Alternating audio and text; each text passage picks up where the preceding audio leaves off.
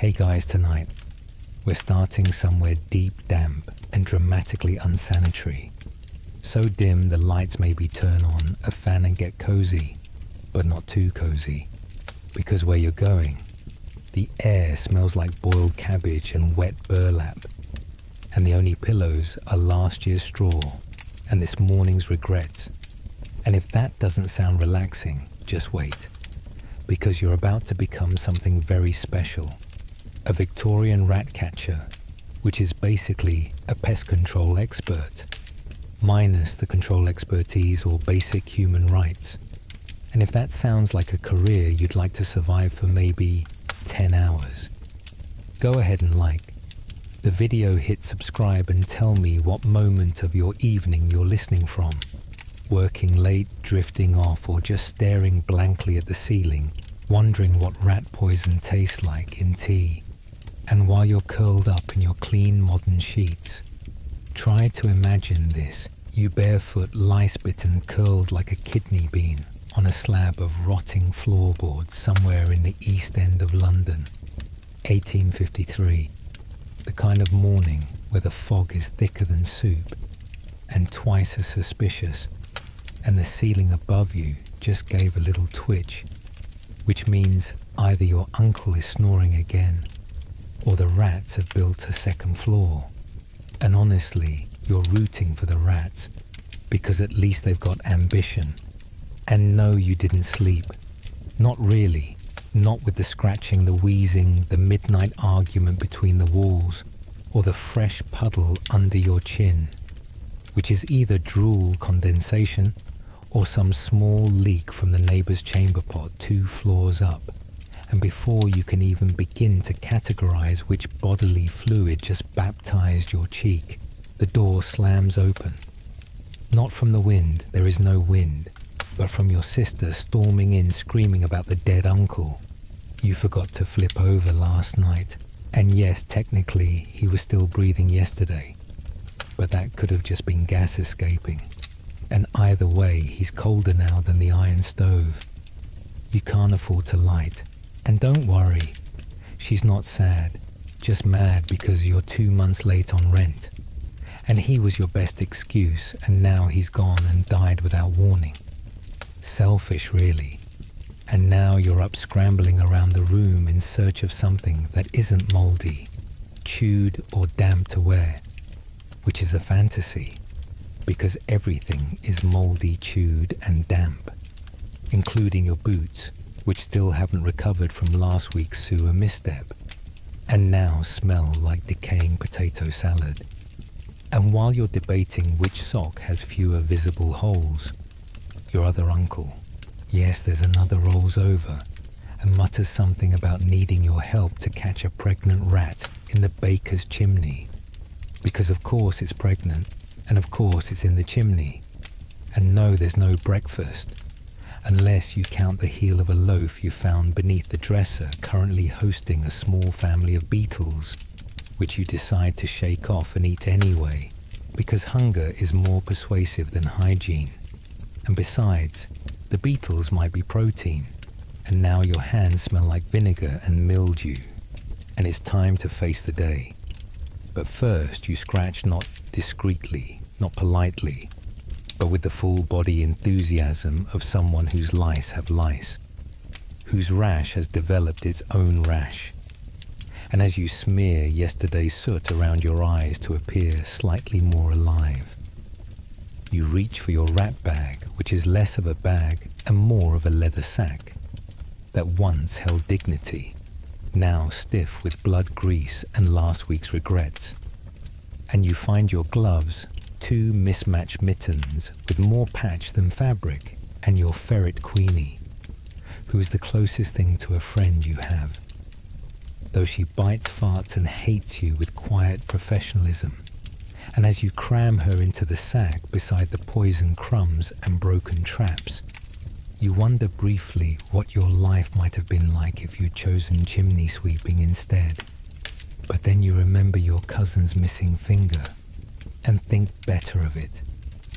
And the second you step outside, you are greeted not by sunshine, but by soot-thick fog, and the gentle perfume of horse-dung coal smoke and last night's vomit evaporating off the cobblestones, and as you walk, no trudge through the alleyways toward your first job, you pass a butcher's boy kicking a rat the size of a loaf down the curb, and for a second you consider offering him a job, but then he spits in your direction and calls you vermin hugger, which honestly is fair, and your stomach growls with the volume of a church bell and the rage of divine punishment.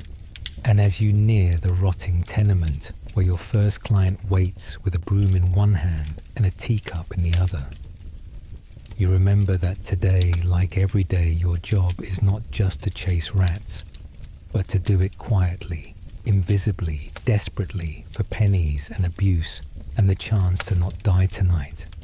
And as the landlady starts screaming about rats in the parlour and fleas in the flour, you try not to think about the toe. You can no longer feel, or the way Queenie is growling, like she smells something worse than usual, because today is just beginning. And if you think that was bad, just wait until you meet the rats in the workhouse kitchen. You crouch beside the landlady's wallpapered misery box of a parlour, the peeling roses on the walls wilting in rhythm with the stench. And she's still talking, still listing the crimes of the rats as though they're a political party, scratching the wallpaper, chewing the sofa, blaspheming against God himself, and you nod, pretending you haven't already tuned her out in favor of more pressing concerns, like how not to vomit in her fireplace because something under the floorboards is decomposing and is winning the battle against your nose. And Queenie is wriggling like a demon in your bag, her ferret senses dialed to 11. So you drop to all fours, jam your face into the soot-dark hearth and listen, not for spiritual guidance, but for the telltale scritch-scratch of rodent feet plotting your downfall. And there it is, a cluster, maybe 3, maybe 5, maybe a whole bloody congregation under the floor, throwing a rave or birthing another litter, and you reach for your poison pouch, your hands black with brick dust and last week's blood, and you scatter the crumbs in the dark corners, humming the way your uncle did before he fell down that drain pipe and forgot his name, and the landlady is still there, hovering like an expired cloud of perfume and desperation, demanding a guarantee of extermination, and you mumble something professional sounding about bait cycles and smoke displacement, and she buys it mostly because she's too terrified to ask questions, and you promise a follow-up in 2 days knowing full well you'll never come back unless someone else dies in here, and outside the fog hasn't lifted. It's just changed flavors from horse breath to coal ash, and you're already sweating through your patched wool. Despite the cold, your socks squelching inside your boots like sponge cake gone terribly wrong, and it's not even noon, but your stomach is already lobbying for mutiny, and you consider for just a moment eating one of your own rat traps.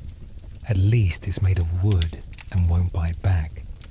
And as you lumber toward the next tenement, Queenie hisses and lunges at a passing dog and nearly pulls your entire sack from your shoulder, earning you a glare from a chimney sweep who looks 12 but smokes like he's 70, and the next job's in a basement bakery, because of course it is, because nothing screams public safety like a bakery with rats in the dough trough. And you step down into the underground oven, warm gloom greeted by a baker who looks like he's never slept or smiled, and he points you toward the back wall, where he claims the rats have taken up residence in the flour bin, and you open it slowly, expecting scurrying, but instead you're met with the glassy-eyed stare of a bloated rat corpse half buried in what was probably bread flour yesterday, but now resembles a pet cemetery with a yeast infection. and you sigh, reach in and pull it out with a squelch that will haunt your dreams, and the baker watches you with the kind of hollow sympathy normally reserved for executioners or midwives, and you explain calmly that he may want to burn this bin and start over. To which he shrugs and says, "Bread's already rising," and you realize you've just contributed to someone's breakfast in the most horrifying way possible, and you leave the bakery feeling like an accomplice to culinary manslaughter. But you've got no time to dwell, because your next appointment is at a school, which is always fun because nothing says relaxing workplace like 30 screaming children and a headmaster who thinks you're the reason rats exist in the first place. And this school is worse than most. The desks are sticky with molasses and fear, and the infestation is in the lavatory wall, which would be fine, except Victorian plumbing is just a series of cruel rumours and open trenches, so you're knee-deep in filth squinting into a crumbling brick shaft while Queenie writhes in anticipation, and then movement a blur of fur and teeth, and you go in after it, bare hands against slime-covered stone because traps don't work in pipes, and poison just makes them angry, and you catch it. Eventually, a big one, the size of a shoe, still squirming, and the children watching through the cracked door scream, like you've summoned Satan, which, to be fair, you kind of have, and the headmaster tells you to leave through the back, not out of courtesy, but so you don't scare the parents, and you do, but not before leaving a small note that says, "You need a plumber, not a rat catcher," which you suspect he'll ignore until the toilet starts screaming, and the afternoon sun is trying and failing to burn through the smog, casting a sickly orange hue over the alleyways, as you find yourself drawn toward a tavern, not for drink, but for information, because the bartender owes you a favor since you cleared out a rat from his cask last spring, and you ask him about the job you heard of, the one with the warehouse by the docks, big pay, big rats, big risk, and he nods slowly, says it's true, says there's something unnatural there, but also says the pay is a full shilling, which in your world is like discovering buried treasure under your mattress, and you consider it, weigh it against the danger and laugh, because what's more dangerous than what you do every day, really?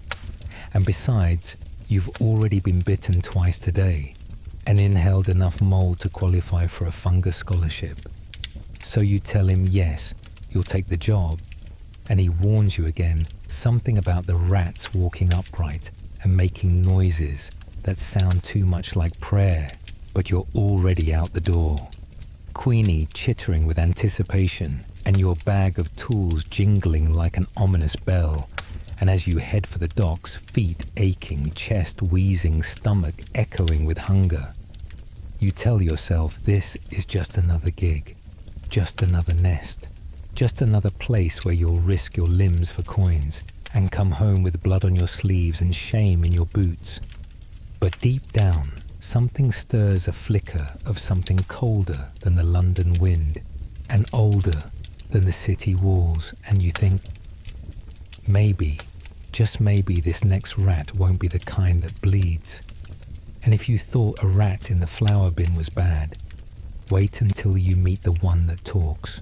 You make it to the docks just as the fog thickens into something less like weather and more like a suggestion of drowning the kind of damp that seeps through wool skin and optimism, and your boots already exhausted from existing begin to protest in squelches, but you carry on because the thought of a full shilling has a gravity stronger than common sense. And besides, Queenie's practically vibrating inside the sack, which is either enthusiasm or possession. And frankly, you'll take either at this point. And the warehouse looms ahead, a slouching brick carcass wedged between two collapsing taverns that smell like fish sweat and crushed dreams. and the foreman waiting outside has the face of someone who's seen too much, and also hasn't slept since the last monarch died, and he doesn't say much, just jabs a thumb at the door and mutters something about them rats not being right, which is both incredibly helpful and deeply unhelpful. And inside it's worse, of course it is. It always is. The air smells like stale meat and stagnant seawater. And something else, something sweeter, like rotting pears or perfume, gone rancid, and the floor creaks under your feet, with the sound of 100 whispered regrets, and Queenie whimpers, which she never does, so naturally. Your heartbeat speeds up and your hands fumble for the lantern you borrowed off the bartender, which is both dim and sputtering, but better than going in blind, which you very nearly are, because the shadows here don't behave the way they should. They curve and bend and huddle like they're whispering about you, and you step deeper into the warehouse. The boards beneath you, damp and sticky, and you think briefly about running about, quitting, about becoming something safe like a coal miner or a plague cart driver. But then you hear it, the sound, and it's not a squeak. It's a murmur, not like a rat, more like a prayer, low and rhythmic, and definitely coming from behind the stack of salt barrels. And against all good judgment, you creep forward, every hair on your body rising, like it's got something to say, and you peek around the barrels and see them a cluster of rats. Yes, but standing on their hind legs, still stiller than dead men, facing a scrap of cloth nailed to the wall like a banner. And one of them turns and looks at you, really looks, and you feel something uncoil in your stomach.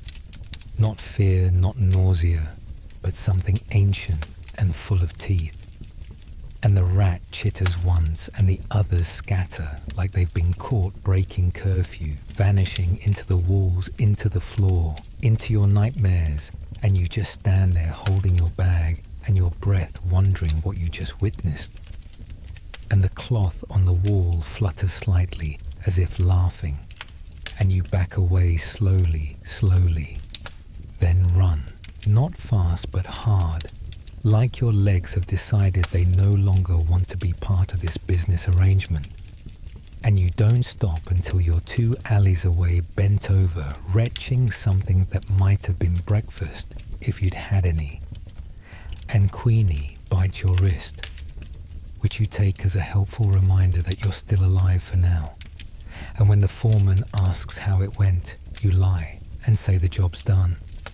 Throw in a few fake details about nests and poison and heroic ferret antics, and he gives you the shilling with shaking hands and eyes that won't meet yours, and you wonder who lied to who first. And now you're flush with wealth, relatively speaking, so you limp your way toward the only bathhouse in the neighborhood that doesn't double as a brothel, which granted means it's slightly warmer than a river and slightly less likely to give you a rash, and you pay the boy out front a halfpenny to watch your boots, knowing full well they'll be gone when you get out and step into the steam-choked room of cracked tiles and half-hearted privacy curtains, and you disrobe slowly, painfully, because your limbs don't bend the way they used to, and your shirt has fused with your skin in at least 3 places, and you slide into the tub of questionably hot water that smells faintly of cabbage and desperation, and you soak not because it helps, but because it's the closest thing to comfort you've had in weeks. And Queenie sleeps in your coat, curled like a demon kitten, twitching through dreams you're glad you can't see. And for a moment, you almost forget who you are. Just a nameless, sore-spine worker in the world's filthiest profession, soaking in communal soup, watching the grime dissolve off your arms in patterns that resemble maps of ruined cities, and then the itch starts slow at first, then sharp, and you realize the water's not clean, Not even close. And the tub probably hasn't been drained since the Queen's coronation, and you scramble out dripping and itchy and maybe slightly more diseased than when you entered, and the boy is gone, and so are your boots, of course. So you wrap your feet in your coat sleeves, sling Queenie over your shoulder and shuffle back into the dying day, with squelching dignity and a single coin to your name. And as you limp home scratching like a mangy dog, you wonder if this is what rock bottom looks like. But no, rock bottom comes later. Rock bottom involves a butcher, a wager, and a public pit of screaming dogs. But that's for tomorrow, because tonight, you're just a damp blistered husk dragging yourself back to a cellar that smells like loss. And if you thought today was bad, just wait until you lose a toe in the workhouse kitchen. The sun tries to rise over London like a drunk, climbing out of a ditch, all dim stumbles and no conviction. And you emerge from your basement flat, feeling like you've been boiled alive and then slapped with cold laundry because your makeshift socks, 2 torn sleeves of an old wool coat, have frozen stiff overnight, and your feet are currently flirting with frostbite while simultaneously hosting a thriving rash, and Queenie is already snarling at the alley rats like she's got something to prove, even though her fur looks like it's been groomed by a tornado and she smells like spoiled mutton. And you start the day limping toward the workhouse kitchen, a hellmouth of grease screams and moral decay tucked behind an old textile mill. And you've been summoned there because apparently the rats have gone from nuisance to insurgency, which is always a good sign. And you pass 3 children fighting over a carrot stub and a constable sleeping upright against a wall, which tells you everything you need to know about how well today's going to go. And when you arrive at the workhouse gates, they open like the jaws of something that should not be fed, and the smell hits first. Rancid stew, rotting onions, wet iron and defeat. And then the sound metal against metal, the clang of pans and the wail of complaints, and somewhere behind it all, the high-pitched squeak of rebellion in the walls. And the head cook greets you, not with words, but with a ladle flung at your feet, and a look that says she hasn't believed in kindness since the Crimean War, and she gestures toward the pantry like it's a condemned mineshaft, muttering something about a nest the size of a goat and missing fingers. And you nod, because this is your job, your calling, your punishment from whatever God had the misfortune of creating you. And you step inside the pantry, the floor slick with something that might be soup and might be blood, and your boots, well, your shirt-wrapped feet slip slightly, but you recover with the grace of a wounded elk, and shine your lantern around, revealing sacks of flour chewed open, like they owed someone money, and boxes of dried fish gnawed into fine sawdust. And Queenie growls low, her whole body taut like a loaded mousetrap. And then you hear it, not a squeak, but a rustle, like something dragging itself across broken glass. And then a thud, and then silence, and you inch forward past the barrel of pickled eggs that's hissing for some reason, and peer behind a crate. And there it is, not one rat but a dozen curled together like a fleshy wreath of tails and filth. And when the lantern light hits them, they scatter in all directions like a biblical plague with tiny teeth. And one of them, massive, bald-scarred, lunges at your leg, biting through the coat sleeve wrapped around your shin with the precision of a professional butcher, and you scream something profoundly unholy and swat at it with your trapstick, narrowly avoiding falling head first into a pile of salted cod.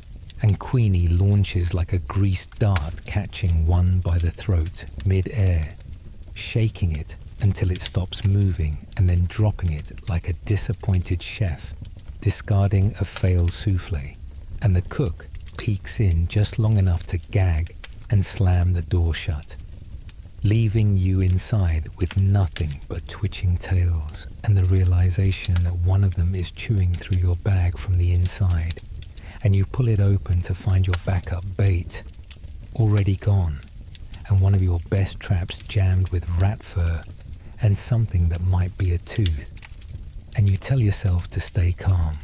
You've dealt with worse. Like that time a rat climbed into your shirt during a funeral and bit you on the nipple in front of 40 mourners. But that doesn't help now because the pantry is crawling again. The shadows thick with moving bodies, and you realize they're not just living here, they've claimed it, defended it, and now you're the invader, the unwashed barbarian trampling through their rodent roam, and you retreat bloody, breathless, bag, half-empty pride fully eviscerated. And the cook sneers at you like you've just insulted her mother's porridge recipe, and tosses you a crust of bread as payment, which you pocket with a muttered prayer to the gods of starch and irony. And as you shuffle back through the alleys, the blood from your shin bite soaking into your already questionable wrappings, you reflect that maybe, just maybe, this job isn't noble or brave or essential. It's just stupid. And as if to confirm that a passing man in a fine coat holds a perfumed handkerchief to his nose and whispers disgusting under his breath, which would sting if it weren't so accurate, and you almost want to thank him for seeing you. Clearly, a walking infection with a ferret and a death wish, and you turn the corner just in time to see a barrel fall off a cart and explode into a hail of spoiled potatoes, one of which hits you directly in the stomach, sending you sprawling into a puddle of something lukewarm and sticky that you immediately decide not to identify, and Queenie escapes the sack again and chases after the man shouting about damages, which is both heroic and pointless. And you sit there soaked, bruised, chewed on, and cursing a city that doesn't care if you live, die, or get eaten in fragments by your enemies. And you know you still have 6 more hours of daylight to survive, 6 more hours of jobs that pay in copper and ridicule, and 6 more hours of pretending this is a life anyone would choose on purpose. And if you thought getting bit in a pantry was humiliating, just wait until the public rat pit wants you as the main event. You hobble down the alley, shins still weeping, a mixture of blood and rat saliva that probably qualifies as an experimental serum by now, and the crust of bread the cook gave you, as payment, has turned into a soggy mass in your coat pocket, pressing against your ribs like a reminder that dignity doesn't exist in your profession, and hunger isn't something you solve. It's something you manage like a chronic condition. And Queenie has finally returned, smeared in something unspeakable and looking smug, because she probably caught another rat, or killed a pigeon, or stole from someone significantly more dangerous than you. And you don't ask.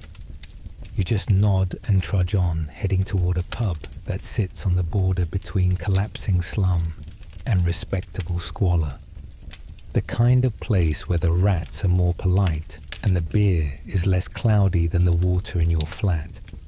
And you're not here for a drink, because you can't afford the illusion of comfort. You're here because word travels fast in tight spaces. And the barkeep, a one-eyed ex-boxer named Mudge, owes you a favor from the time you fished a rat out of his beer barrel before the bishop's visit. And Mudge waves you in with a grunt, eyes your limp and your blood-crusted sleeve, and asks if you're planning on surviving the week, or if this is more of a farewell tour, and you shrug because hope is just another kind of debt. And he nods toward a man in the corner nursing a black eye and a bandaged hand, and that's your mark, a butcher who runs a stall near Spitalfields and claims he's got a rat problem so bad it's driving away customers. which would be surprising if his meat didn't already smell like it. Moonlights as a chimney sweep's boot, and you sit across from him, wave off his offer of ale, and ask for the job details which come in the form of a muttered complaint about rats, chewing through his pork, rats nesting in the salt bin, rats hiding in the spice drawer, rats in the display case, rats, rats, rats. And you nod because you get it. You've seen worse. And then he says something that makes your stomach curl like cold gravy. He says they're smart, organized. He swears one of them knocked a knife off the counter like it meant to.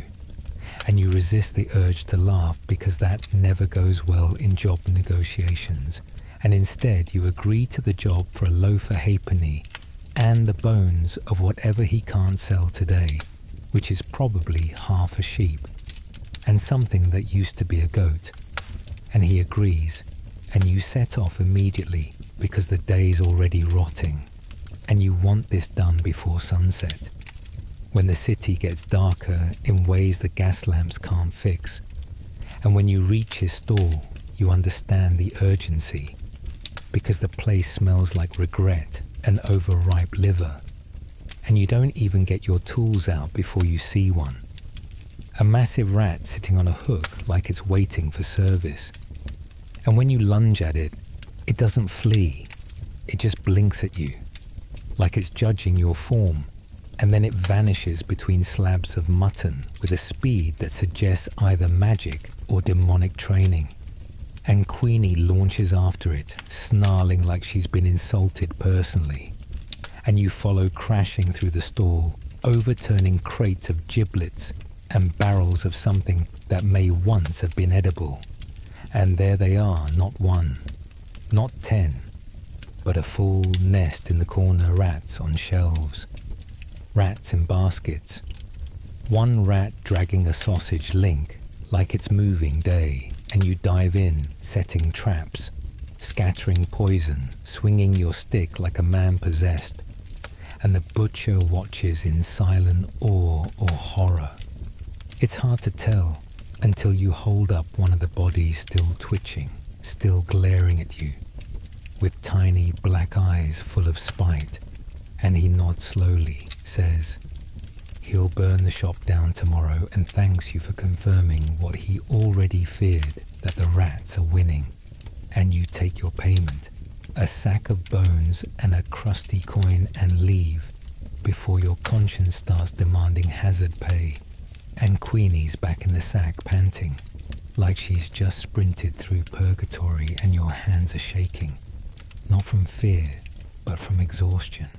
Because every job is a war, and every win feels like a lie, and you're not even halfway through your day. And as you shuffle back toward the tenements, you pass a street preacher shrieking about divine punishment and the sins of man. And for a second you wonder if maybe the rats are the punishment. A furry reckoning for every loaf hoarded and every orphan ignored. And then you trip over a dead cat bloated with fleas and land face first in a puddle of something that smells like pickled failure. And you just lie there for a moment, not moving, letting the street swallow your pride and maybe part of your soul.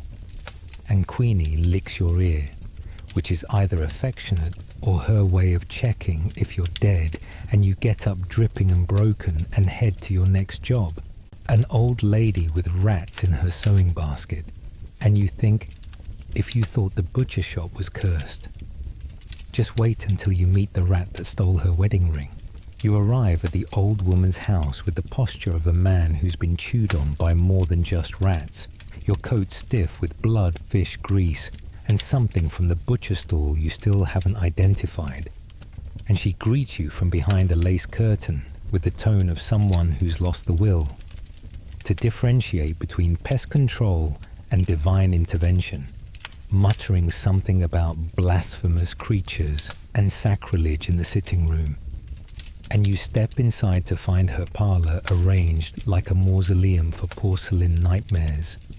Every surface crowded with limp-eyed dolls and chipped tea sets and doilies with suspicious stains. and you're barely 5 steps in before Queenie starts growling low in her throat, which is never a good sign, and the woman points with a trembling hand toward the sewing basket next to her armchair, a little wicker tomb where she claims the rat lives, and you peek inside expecting the usual mess of torn thread and shredded cloth, but instead find something worse, a neat little pile of buttons, thimbles, and a gold ring with a tiny emerald set in the band. And for a moment you just stare at it because rats don't collect jewelry. Rats don't curate trinkets. Rats don't arrange things in spirals unless they're planning some sort of cult initiation.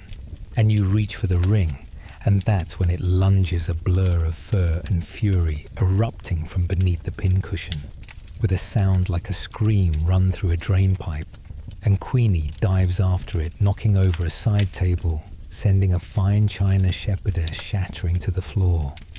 And the old woman yells something about the Queen's honour and collapses onto the settee in a fit of coughing.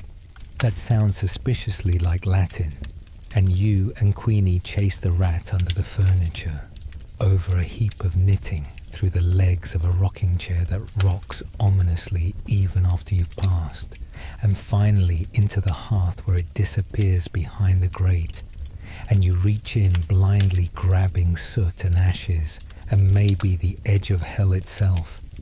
And when your hand closes on fur, you yank hard, pulling the creature out with a hiss and a rattle.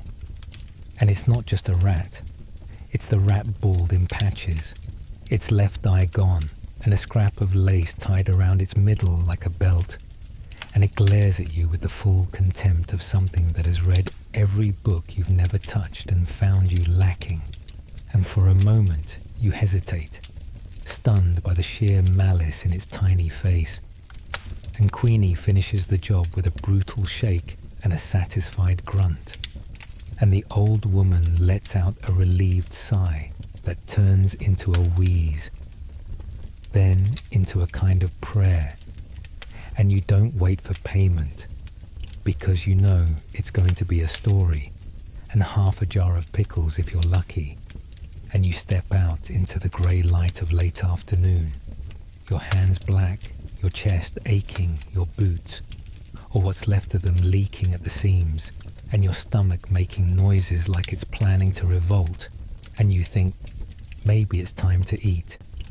But then you remember your budget and realize it's either a questionable meat pie or a slice of bread with something green on it that might once have been cheese. And you choose the pie, because if you're going to poison yourself, you want it to at least pretend to be hearty. And you find a vendor near the bridge whose wares steam in the cold and whose apron is red for reasons you don't ask about. And you pay your halfpenny, take the pie bite in, and try not to gag at the taste of regret and gristle. And as you chew, you hear shouting down the street, the excited murmur of a crowd forming. And you wander closer, Queenie tucked under your arm like a ragged handbag. And that's when you see the signs painted in thick black letters.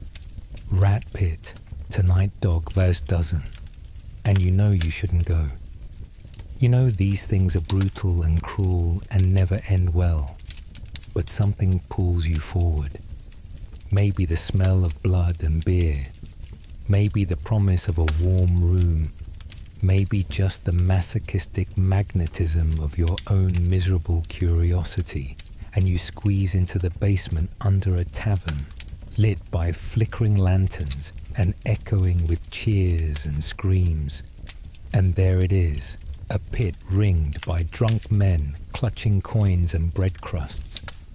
And in the center, a dog scarred and snarling, pacing like a condemned man waiting for the noose. And the rats are released, not scurrying but surging, a wave of brown and grey and black, and the dog dives in tearing and tossing and howling, and the crowd roars and throws pennies and pieces of meat, and you're rooted to the spot, not by fascination, but by something colder, something that feels like recognition, because you fought like that, cornered and bleeding and cheered by people who'd never touch your hand, but would bet on how fast you fall, and you look down at Queenie, who stares at the pit with eyes that say she understands too. And you slip out before it ends, before the cheering turns to jeering, and step back into the night colder, now darker, and you walk without thinking, just moving to move because standing still feels like surrender. And you pass the butcher stall now, empty the school, where the windows flicker with gaslight, the workhouse where smoke coils from the chimney like a warning, and finally you reach home, your flat, your hole in the ground, your glorified coffin, and you collapse onto your pile of rags, too tired to think, too sore to breathe deep, and Queenie curls up at your side, her tiny body warm against your ribs, and you close your eyes not to sleep but to forget just for a while, just until morning. And if you thought today was long, just wait until religion gets involved. You wake up to the sound of scratching. Not the usual kind from the walls, but something closer, more personal, like it's inside your shirt, and you sit up so fast you nearly black out from the blood rushing away from your brain, because Queenie is trying to drag a dead rat onto your makeshift blanket, like she's presenting you with a wedding dowry, and your spine reminds you that sleeping on wood is a full contact sport, and you shove the corpse aside, rubbing your eyes with hands that feel like they've been boiled, and you wonder how long it's been since you washed properly. Wash, not just splash river water on your face and hope the filth didn't kill you before the fleas did.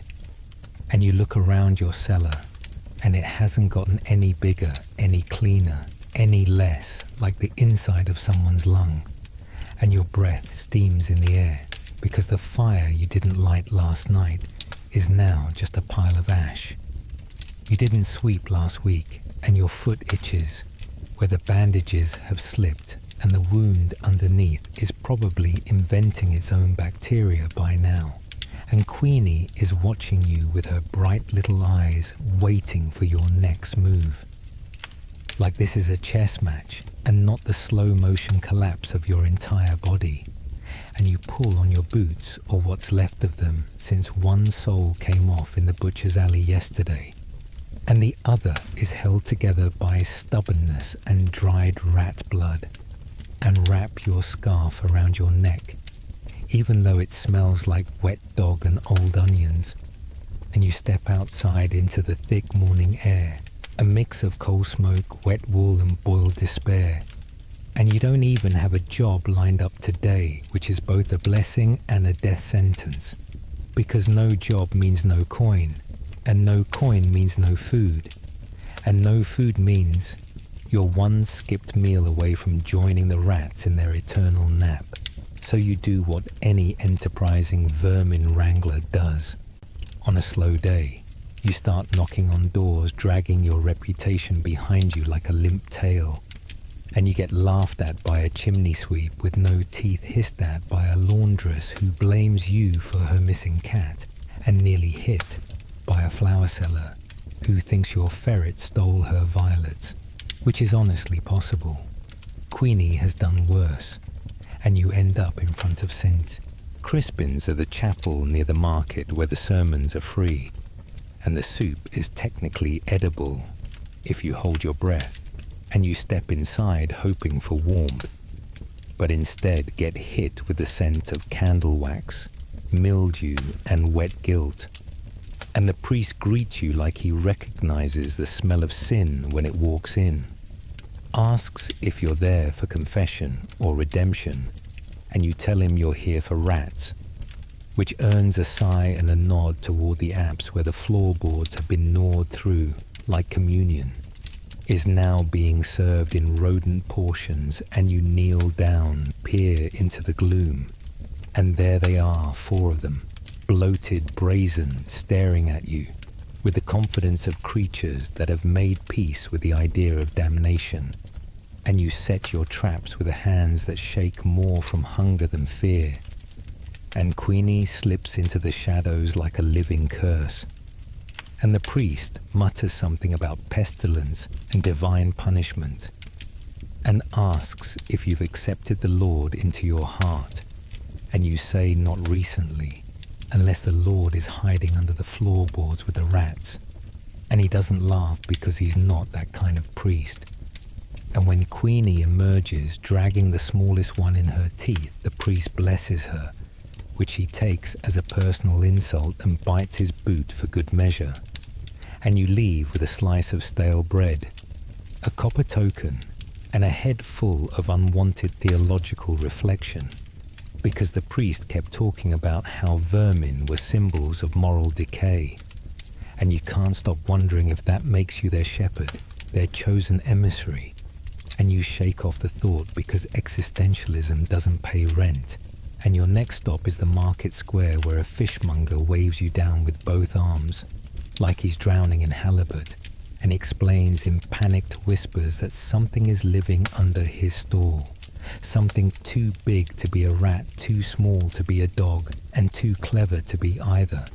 And when you crawl under the table with your lantern, you find a tunnel, a proper one, claw-dug and rat-sized, but human-planned, with scraps of paper and dried berries, arranged in a pattern that looks almost intentional, and you back out slowly, because you don't want to know what lies down there, and the fishmonger pays you not to speak of it, which you agree to, because that tunnel feels older than your profession, older than London, older than the bones beneath your feet, and now your bag is half full of corpses, your coat is soaked with fish juice, and you still haven't eaten anything more substantial than a bite of sacramental bread and a sniff of mackerel.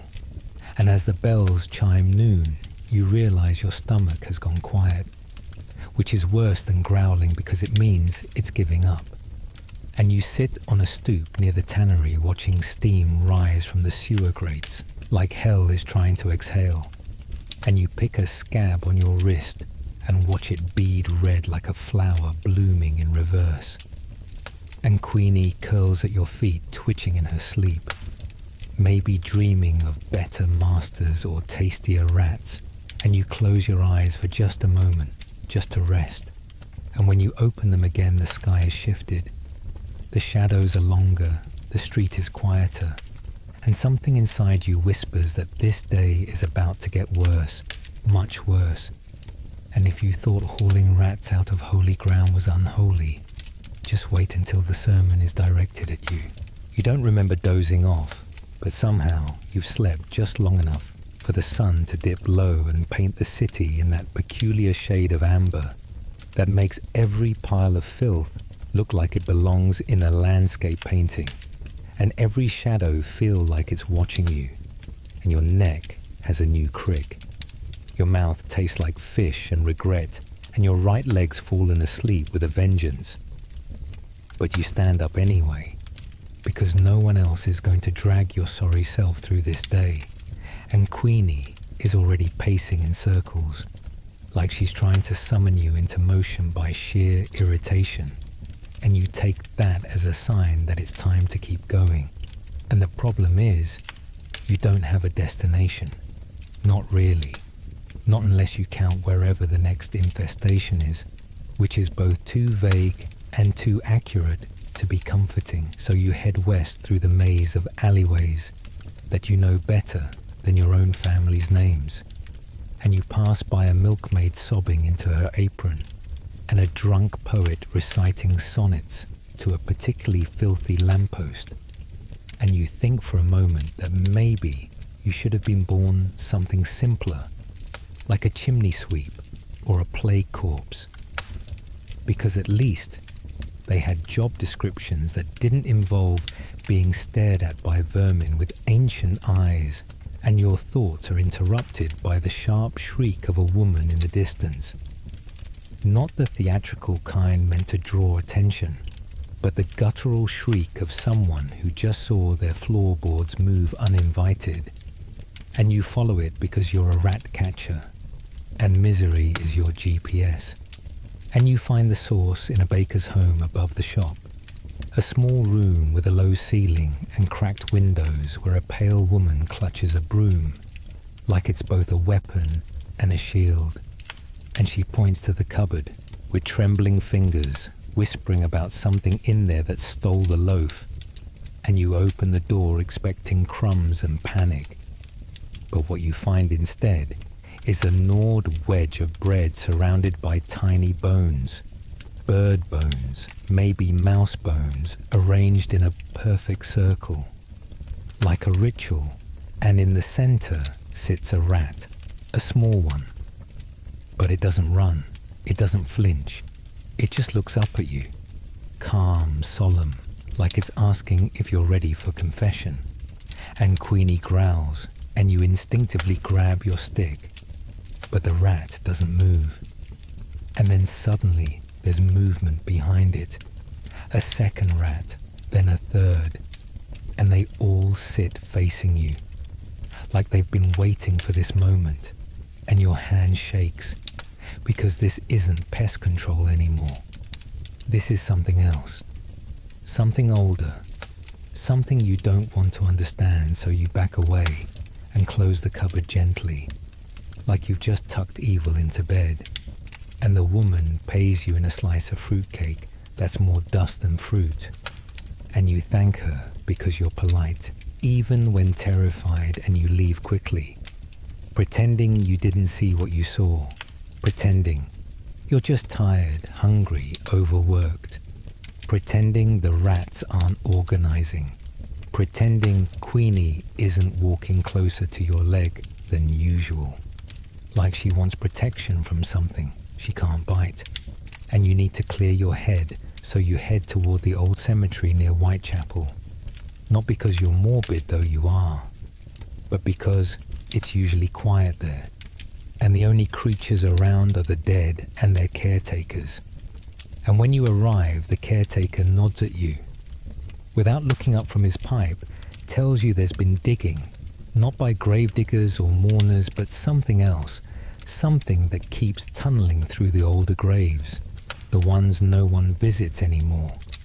And you follow him past rows of crooked stones and worn angels to a plot that's half collapsed. The ground sinking in as if the grave itself is exhaling. And he points to the tunnel, low clawed fresh, and says it goes deeper than it should. And that he hears things at night, whispers scratching the creak of tiny carts, and you kneel beside it peering into the gloom, and for a moment you swear you see eyes blinking back at you, not with hunger, but with recognition.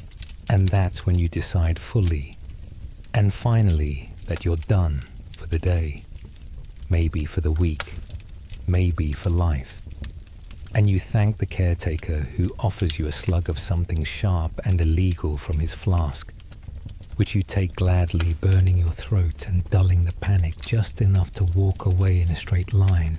And you limp back through the streets, your bag heavier now, though you haven't added a single new catch. And Queenie is quiet, which is worse than her usual snarls, because it means she's either plotting or praying. And when you reach your cellar flat, you shut the door behind you and brace it with a chair, not because you expect company, but because you're starting to think the rats might knock, and you light the lamp. Warm a tin of broth you've stretched across 4 meals, and sit in silence as the shadows press in the weight of the day, sinking into your bones. And you scratch at your arm, check your bandage, eat a spoonful of soup, and try to ignore the quiet chittering behind the wall that sounds suspiciously like a hymn.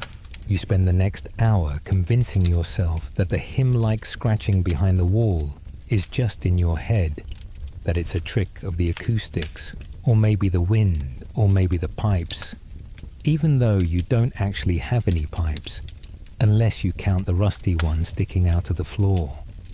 That leaks a smell you've stopped trying to identify, and you sip your broth slowly, savoring each mouthful, like it's not just boiled bones and leftover cabbage water.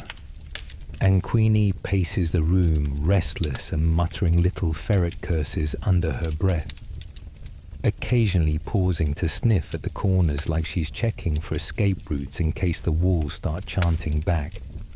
And when the lamp finally gutters out, you lie down on your straw pallet, wrapping your coat around your shoulders and pulling your scarf over your nose to block the smell of mildew and despair. But sleep doesn't come. Not really.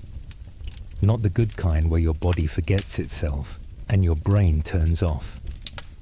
Just the shallow kind that feels like drowning with your eyes open, and sometime past midnight. You hear the scratching again, louder now, more rhythmic. And you sit up, heart hammering, reaching for your trapstick like a sword, even though it's really just a piece of splintered broom handle, and you press your ear to the wall, half expecting a sermon, and instead you hear chewing, purposeful, coordinated. Like someone's carving a message into the wood with their teeth. And that's when you decide officially that you're not staying here tonight. Not with the scratching and the chewing, and the feeling that the rats are about 5 minutes away from handing you a written manifesto. So you grab Queenie, shove her into your coat, sling your rat bag over your shoulder, and bolt up the cellar steps into the freezing night air, which smells like ash and horse sweat and merciful indifference. And you wander through the silent streets like a ghost, looking for a place to haunt. And everything's quieter now.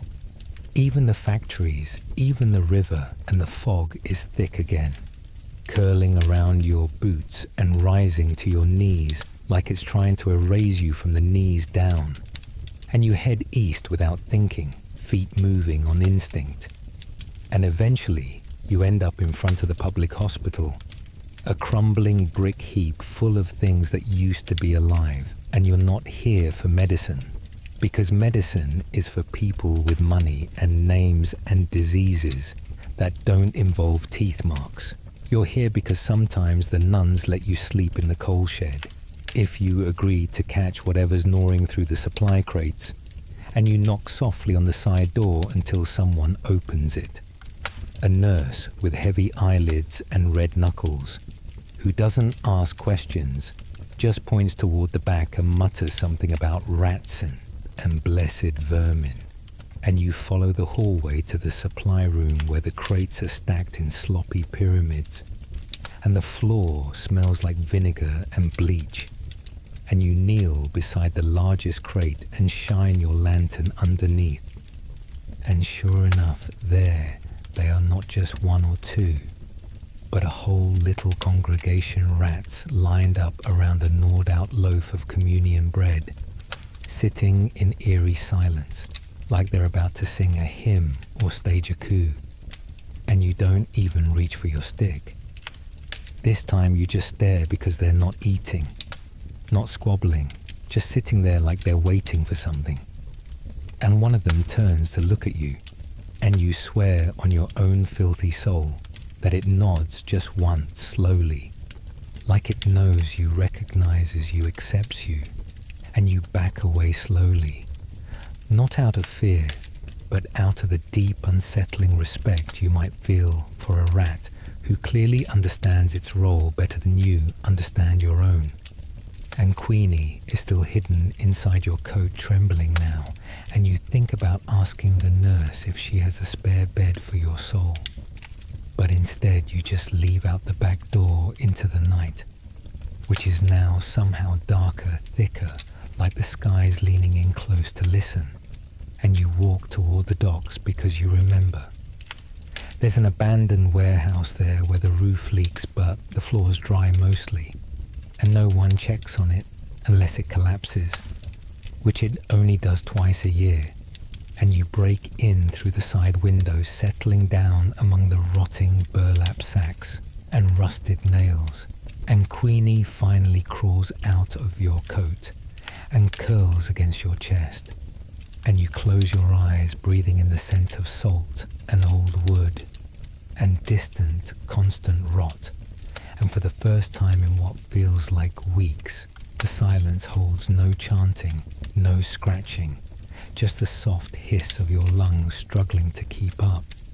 And maybe it's the cold, or the exhaustion, or the delirium of surviving this long without falling apart completely.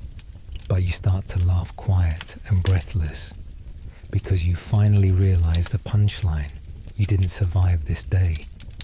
You were adopted by it, inducted, baptized in blood and dust and chewed linen. And if you thought the rats were just rats, just pests, just problems to solve, then you weren't paying attention, and you drift off still laughing, because tomorrow, if there is a tomorrow, you might just wake up with a tail. You wake up sore in places you didn't know could be sore, with a neck that sounds like kindling, and a lower back that has filed an official complaint against your entire way of life. And you're lying on your side in the corner of an abandoned warehouse that smells like spoiled salt and damp rust. And Queenie is sprawled across your chest like she owns the place, twitching in her sleep, with the kind of restless energy that suggests she either had terrible dreams or delightful ones, involving the mass dismemberment of her enemies, and the light leaking through the busted roof is the watery, anemic grey of a London morning, trying and failing to convince anyone that it's worth getting up for. And your first breath of the day is full of mildew and dust, and the undeniable scent of dead things nearby, possibly rat, possibly rope, possibly something that used to be part of the floor, but evolved into a new species overnight. And you sit up slowly, each joint protesting, like it's been betrayed by your continued survival. And you scratch at your scalp, your arm, your ankle, your soul, and you try to remember when you last bathed, when you last felt warm, when you last ate something that wasn't stolen, moldy, or questionably alive. And you come up blank on all counts, so you grab your sack, coax Queenie back into it, despite her visible disgust, and limp out into the street, where the fog is thick and clinging, and the gutters are already burbling with whatever godforsaken soup the city's veins are pumping today. And as you shuffle toward nowhere in particular, hoping for a job, a coin, a crust, even a half-hearted scream of pest-induced panic, you're intercepted by a voice calling your name, or at least a sound close enough to your name that you answer to it. And it's a boy, maybe 10, maybe 12, maybe timeless, in the way only malnourished orphans can be. And he says, there's a job near the marsh end, a big one, lots of rats, someone important. And he leads you down streets that curve like lies until you reach a courtyard ringed with ivy-covered brick and polished windows, and a gate that's far too clean for the likes of you. And standing at the top of the stairs is a man in a coat, so fine it might actually reject dirt on contact. And he looks at you the way one looks at a muddy boot that somehow made its way into a formal dinner party. And he says he has a problem in the cellar, something large, something intelligent, something aggressive. And he says it with the forced calm of someone trying not to acknowledge that he is afraid of small things with many legs. And you nod and descend the steps into the house, through a door that groans like it regrets ever being made, and into the cellar, which smells like wax brine and something floral that doesn't belong. And your boots, what's left of them, squelch with every step, because the floor is damp and uneven, and you can hear the faint scuttling in the distance. Not the quick, chaotic kind of regular rats, but something slower, more deliberate, more certain of itself. And you shine your lantern around, and the beam lands on a pile of shredded paper and fabric in the corner, and resting on top of it like a crown is a silver teaspoon that definitely wasn't meant to be there. And Queenie growls and darts forward, and then freezes. And you follow her line of sight, and see it a rat the size of a small loaf, perched on a wine barrel, calmly cleaning its face. Like this is its domain, and you are the intruder. And you step forward, and it doesn't run. It just stares, and behind it, in the shadows, you realize there are more, not dozens, not hundreds, just 5 or 6, but they are silent still and in formation. And for a brief moment you think about backing out and telling the man upstairs that it's beyond your skill set. But pride is a hell of a drug, and you're tired of being hungry. So you reach into your bag and toss a poison crumb toward the lead rat. And it sniffs it, nudges it, and then looks back at you like you've just failed a test you didn't know you were taking. And then the rats vanish, not scatter, vanish, slipping into cracks like ghosts, and Queenie bolts after them, with a sound that can only be described as personal vengeance. And you chase her, stumbling over crates and cobwebs, through a narrow passage that shouldn't exist, and down a hallway that curves too sharply to make architectural sense. And suddenly, you're in a chamber, stone, damp old, older than the house. Older than this part of town. And there's writing on the walls in something that looks like blood, but might just be wine.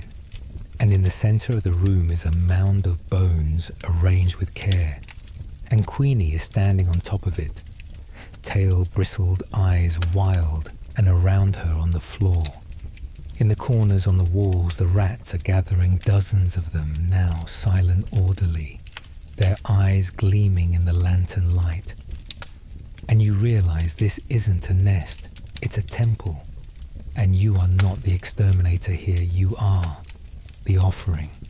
And before you can scream or run or beg, there's a sound behind you. A door slamming shut, a lock clicking into place. The man from upstairs laughing from somewhere above. And you realize this was never a job, never a chance, just a trap. Not for the rats, but for you. And as they close in, not to attack, but to observe, to study, to decide, you wonder what they'll do with your bones, and if they'll remember your name or just your scent. You don't scream because it wouldn't help, and you don't run because there's nowhere to run. And anyway, your legs aren't listening anymore. They've gone stiff with that kind of cold that comes from inside, the kind that seeps up from the spine. When the part of your brain responsible for denial finally throws in the towel, so you just stand there in the gloom of that stone chamber beneath the house, surrounded by rats that aren't doing the things rats are supposed to do. No squeaking, no scrambling, no mindless gnawing, just watching eyes shining like polished coal. And Queenie, your ferret, your only ally in this filthy little life, is standing statue still on the altar of bones, like she's waiting for instructions or judgment, or maybe just the right moment to switch sides. And you can't decide what's more unsettling, the eerie discipline of the rats, or the fact that the chamber feels designed, not accidental, like it was made with intention, with ceremony in mind, like the kind of place where people used to make sacrifices to gods with too many eyes, and no discernible dietary preferences. And you take a breath that tastes like moldy parchment and old meat, and you think, maybe if you just leave slowly, respectfully backwards, you might make it out with your dignity and internal organs intact. So you take one step, then another, careful not to knock over any bones or step on any tails.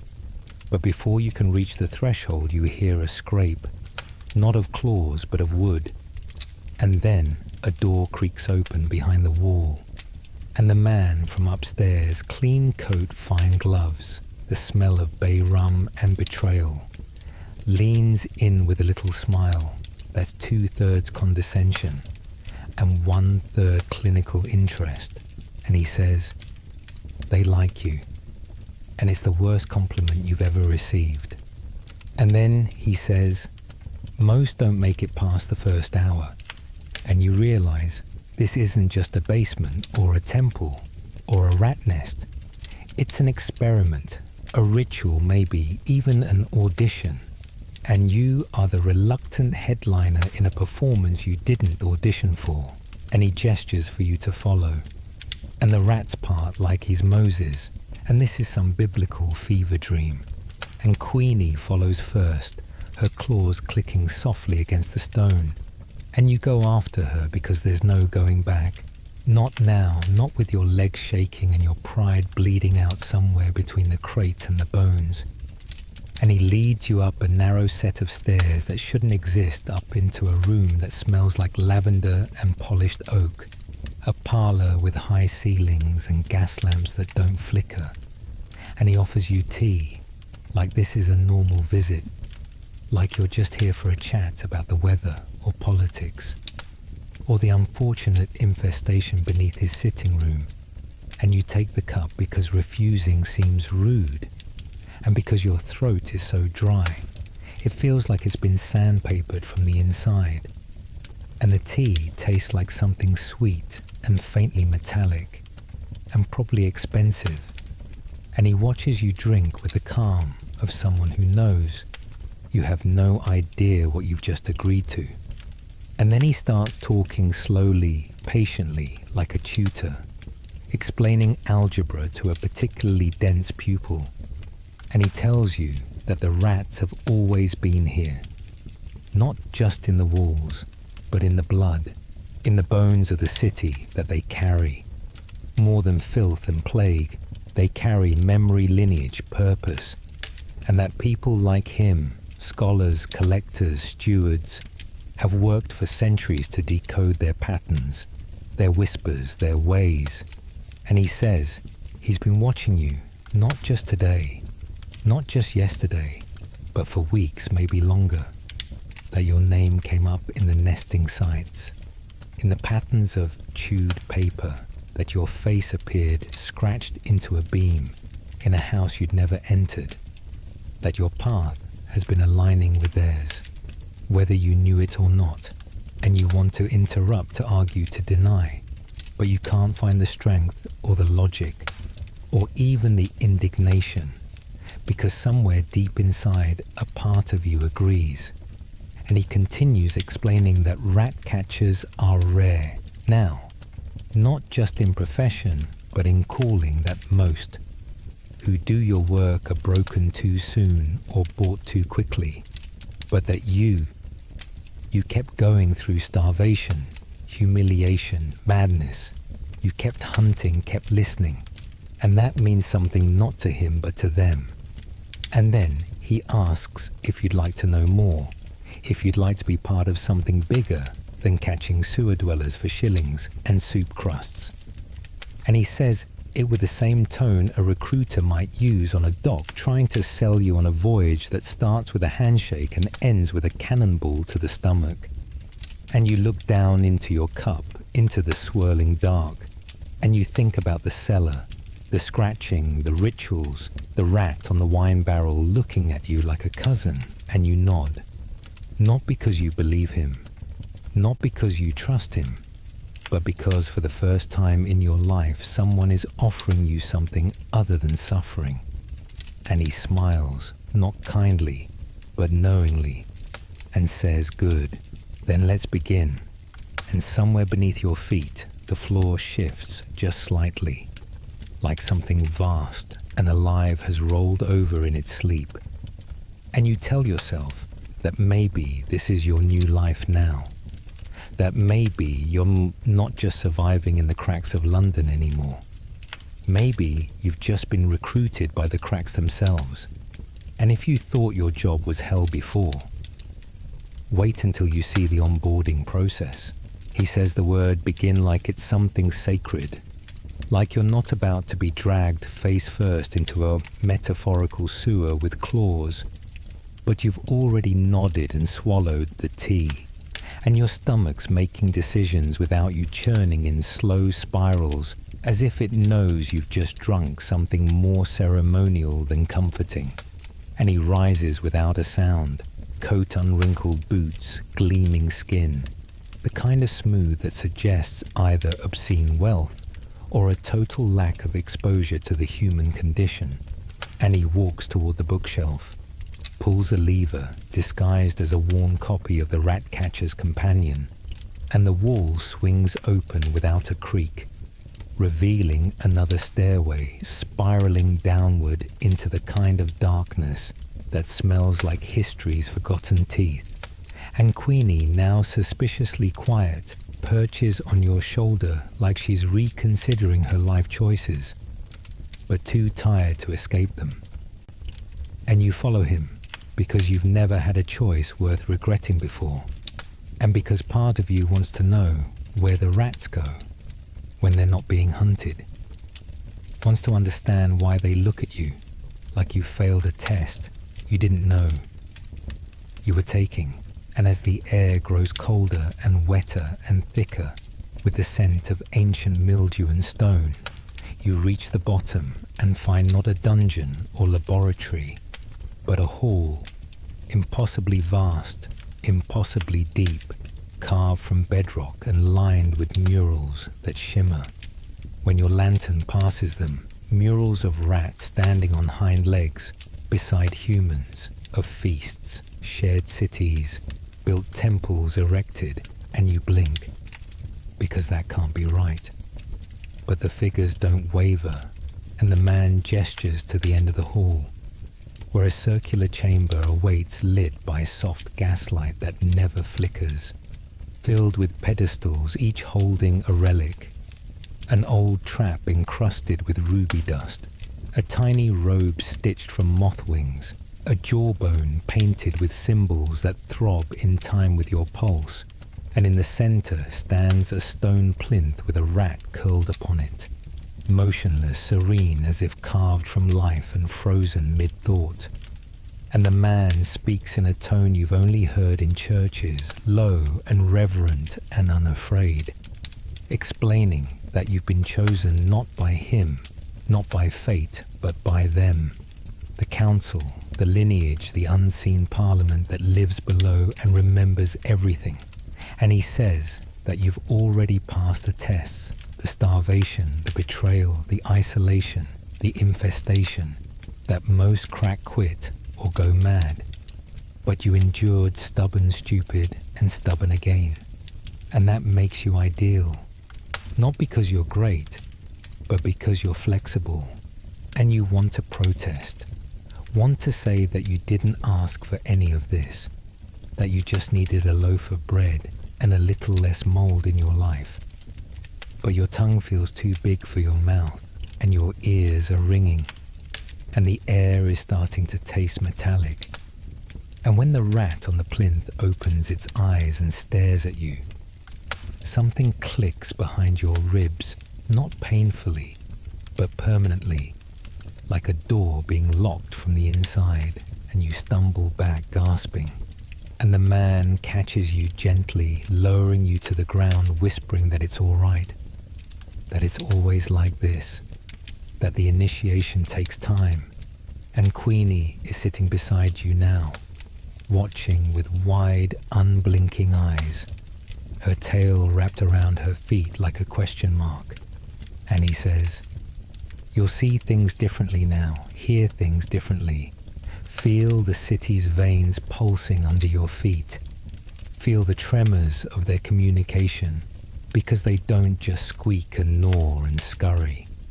They speak in movement, in rhythm, in death. And you'll understand them be their voice up above their hand in the world of men. A liaison, a bridge, and maybe a weapon. And as the rat blinks slowly, approvingly, you feel something crawl beneath your skin. Not a parasite, not quite, but a presence.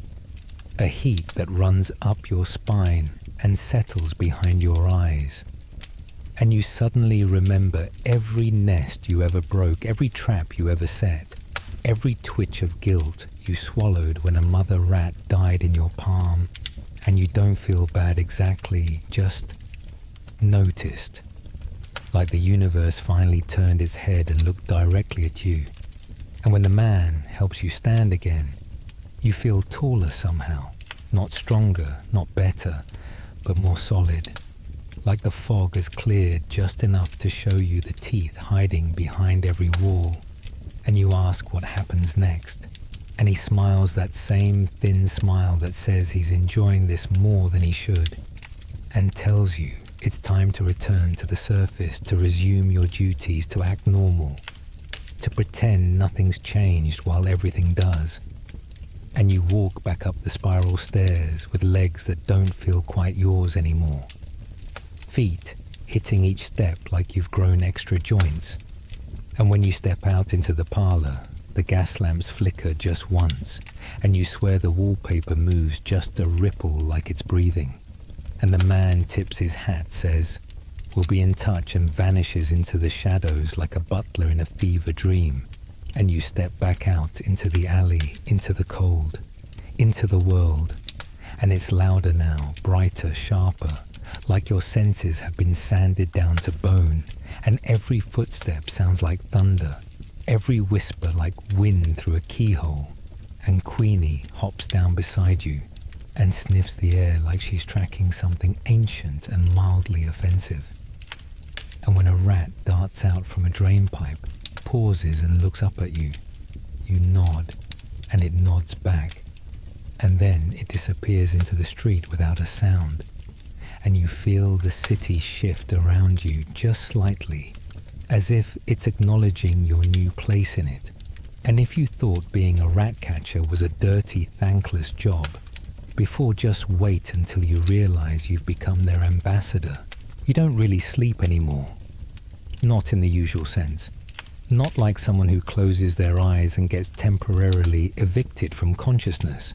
No, your nights are more like slow dissolves, like someone dunking your brain in lukewarm vinegar and wringing it out gently, while whispering in a language only rodents understand. And when you wake, and it is a waking, even if you never fully slipped away, you're already upright, boots laced ferret-fed teeth, aching from where you must have clenched your jaw through another dream that wasn't entirely yours. And the street outside is buzzing, not with people. They're still shuffling through their first coughs and coal fires, but with something beneath the cobblestones, a tremor you can feel in your ribs before it ever reaches your feet. And Queenie's pacing in tight nervous circles, like she's caught the scent of something old and aggressive. And you figure that means there's work to be done. Not the usual kind, where someone screams about flour sacks and disappearing bacon, but something more important. Something you don't fully understand but can't ignore, so you start walking. No destination, just a direction east. Always east toward the part of the city where the buildings lean in, like they're whispering secrets to each other. And the air has a taste like smoked metal and broken promises. And it's not long before you're intercepted by a butcher's apprentice with too many freckles and not enough teeth, who says there's something wrong with the drains behind the slaughterhouse. Not just rats, but something that hums, something that made the cat go stiff and the butcher swear off sausage for a week. Which frankly is the most alarming part of the whole story. So you follow him down a narrow lane that smells like grease and wet fur. And the drains are worse than expected, lined with streaks that shimmer oddly in the weak sunlight, and buzz faintly when you lean in too close and you crouch low, lantern raised, Queenie alert, and the buzzing deepens, turns rhythmic, almost musical, and you realize it's not coming from the drain, it's coming from the walls, a pulsing beat, like a drum line made of claws and wet wood. And then the rats pour out, not at you, not even near you, but past you, a full procession, hundreds of them running in a perfect line towards some shared destination. And not one of them even glances in your direction.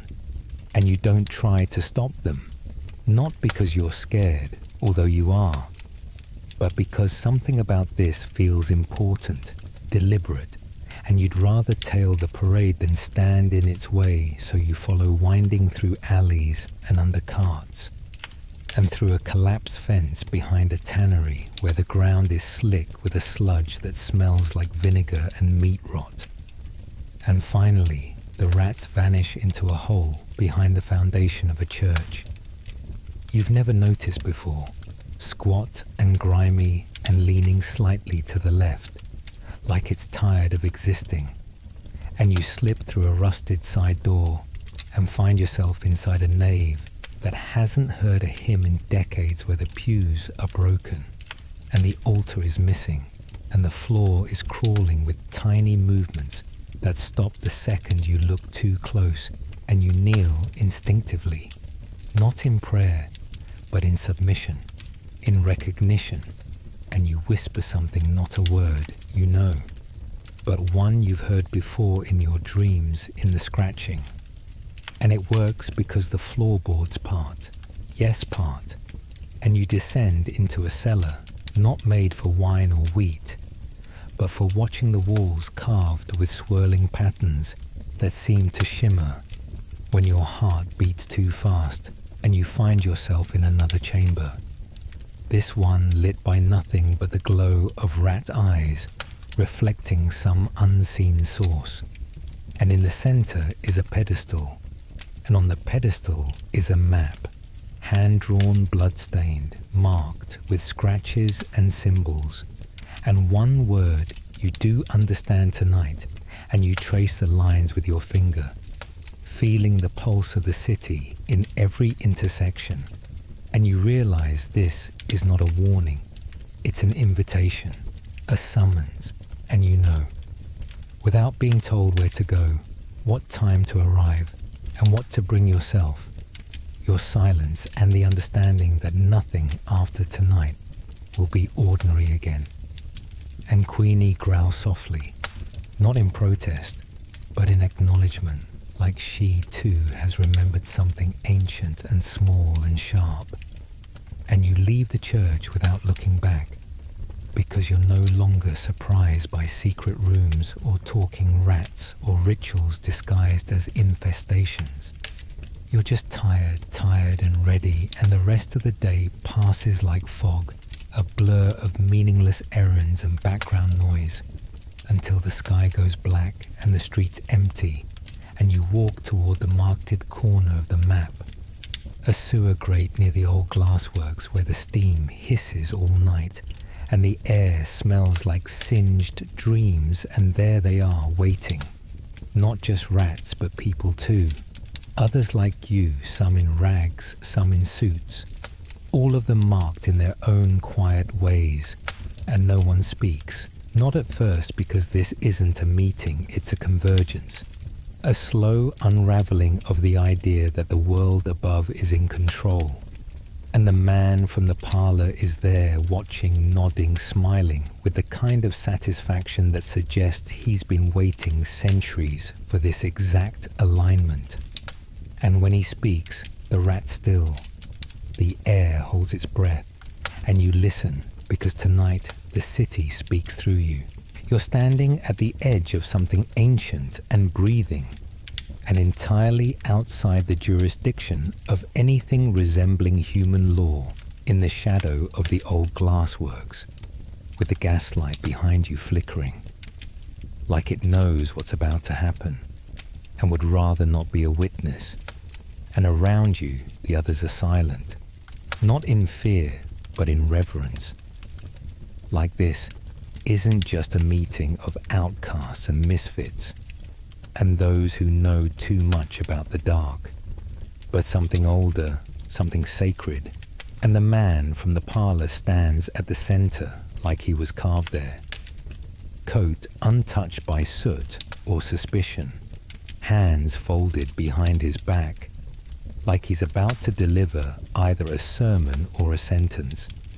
And when he speaks, his voice is calm and clear, like it's been practicing under floorboards and through walls for years, and he tells you all that the city is shifting, that the old tunnels have grown restless, that the balance is tipping, not in favor of men or rats, but towards something deeper, something older, something that doesn't recognize kings or queens or priests, something that remembers when London was just a marsh with ambitions.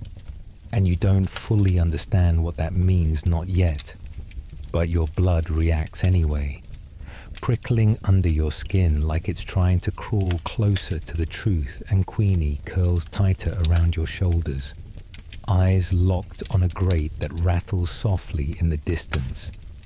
And the man tells you that tonight is a test, a small one, a taste, a trial of trust, that you'll go into the tunnels beneath the glassworks and listen, just listen, nothing more. And you almost laugh, because just listening is never just listening. When the walls have teeth, but you nod along with the others and follow as the man leads you to the grate and lifts it without effort, revealing a spiral staircase that shouldn't fit under this part of the city. A staircase that spirals not down but in, like it's turning through layers of thought rather than stone, and you descend, one hand on the wall, one hand clutching your lantern, and the deeper you go, the more the air thickens, not with smoke or moisture, but with the feeling of being watched, not by eyes, but by the very bricks around you. And the tunnel you emerge into isn't part of the city's blueprints. It's too wide, too smooth, too deliberate, and the floor is dry and packed tight, like it was stomped down by generations of tiny feet, and the silence isn't silence. It's a hush, a holding of breath, and you follow the path until the group stops in a chamber that's little more than a hollowed-out bend, the ceiling low, the corners rounded like they've been polished by centuries of passage, and the man tells you again to listen, and then he leaves, disappearing back the way you came, without another word, and now it's just you and the others, and the dark, and the almost sound of the city dreaming, and at first you hear nothing but your own breathing, and the occasional skitter of Queenie adjusting her position. But then it comes a low hum, not in your ears, but in your teeth, like someone's plucking nerves with a tuning fork. And then the whispering starts, not words, not exactly, but syllables, strung together with too much rhythm to be random. And you realize it's coming from the walls, from the floor, from inside the stone itself. And one of the others gasps, but doesn't speak, and you sit down cross-legged, heart hammering, breath shallow, and let it wash over you. This language made of dust and gnawing and forgotten things, and slowly, impossibly, it starts to make sense. Not as words you can repeat, but as meaning you can feel. And the meaning is this: there is no empire, no church, no law, no market that lasts forever. Only cycles, only decay, and in decay there is order. And in order there is worship. And in worship there is survival. And you are not chosen because you are strong or worthy or pure, but because you are the kind of broken that lets things in. And suddenly you're crying silently, involuntarily, not from sadness, but from recognition, because you've been alone so long you forgot what it felt like to be understood, even by creatures that live in shadow and feast on waste. And someone touches your shoulder, one of the others, and you look at them and see yourself reflected back. Not your face, not your scars, but your resignation, your resilience, your rot. And then the humming stops, and the silence that follows is somehow louder, and the man returns just as silently nodding, as if nothing surprising has happened, and he gestures for you all to follow him back up the stairs. And this time your legs move without thought. like the message you just received rewrote your instincts. And when you emerge back into the air, the night feels different, heavier, as though every shadow has been watching you and is now satisfied. And the others disperse wordlessly, each one walking into the fog like they have new bones under their skin. And Queenie doesn't twitch or growl. She just rests her head against your collarbone and exhales. And you walk home not with purpose but with acceptance, because the city hasn't changed, not really, but your place in it has. And tomorrow you know you'll wake up with the same lice, the same cough, the same cold belly and bloodied sock. But you'll hear the scratching behind the walls differently, not as a nuisance, but as a greeting. You wake before the light does because your body has learned that morning in London isn't something you wait for. It's something that happens to you like a damp slap. And the second your eyes open, you know something is off. Not just the usual off, where your back feels like it's been steamrolled by a drunk blacksmith, or the familiar off where Queenie has brought you another half-dead rodent, offering curled delicately on your chest like a gift. No one asked for. No, this is a different kind of off, deeper, quieter. The kind that seeps in through your ears and settles into your thoughts before you can push it out. And the air in your cellar feels heavier than usual, not because of the mildew or the lack of ventilation, but because it's full of something that hums just under your hearing, like the city's holding its breath and hasn't decided whether to exhale or swallow you whole. And Queenie stirs and gives you a look that's less ferret and more sentient roommate. And you get up with a groan that starts in your knees and ends somewhere near your soul, pulling on your coat that now smells permanently of smoke and meat fat and whatever it is that ferrets exude when they're nervous and territorial. And you step into the morning like a man accepting a dare from God, and the streets are quieter than they should be for this hour. No cartwheels clattering over cobbles, no hawkers screaming about fish heads or apples or last night's scandal, just silence thick enough to chew. And you feel eyes on you, but every window you pass is shuttered, every door closed, and even the dogs are quiet. And you don't know if that's comforting or apocalyptic. So you head toward the market square because your feet need to go somewhere, and your stomach is threatening a coup unless you find a crust of something that didn't die in vain. And that's when you see the blood, not fresh, not sprayed in drama, but carefully dripped in a line across the stones, a thin crimson trail that leads you not toward chaos, but toward purpose. And you follow it because what else are you going to do?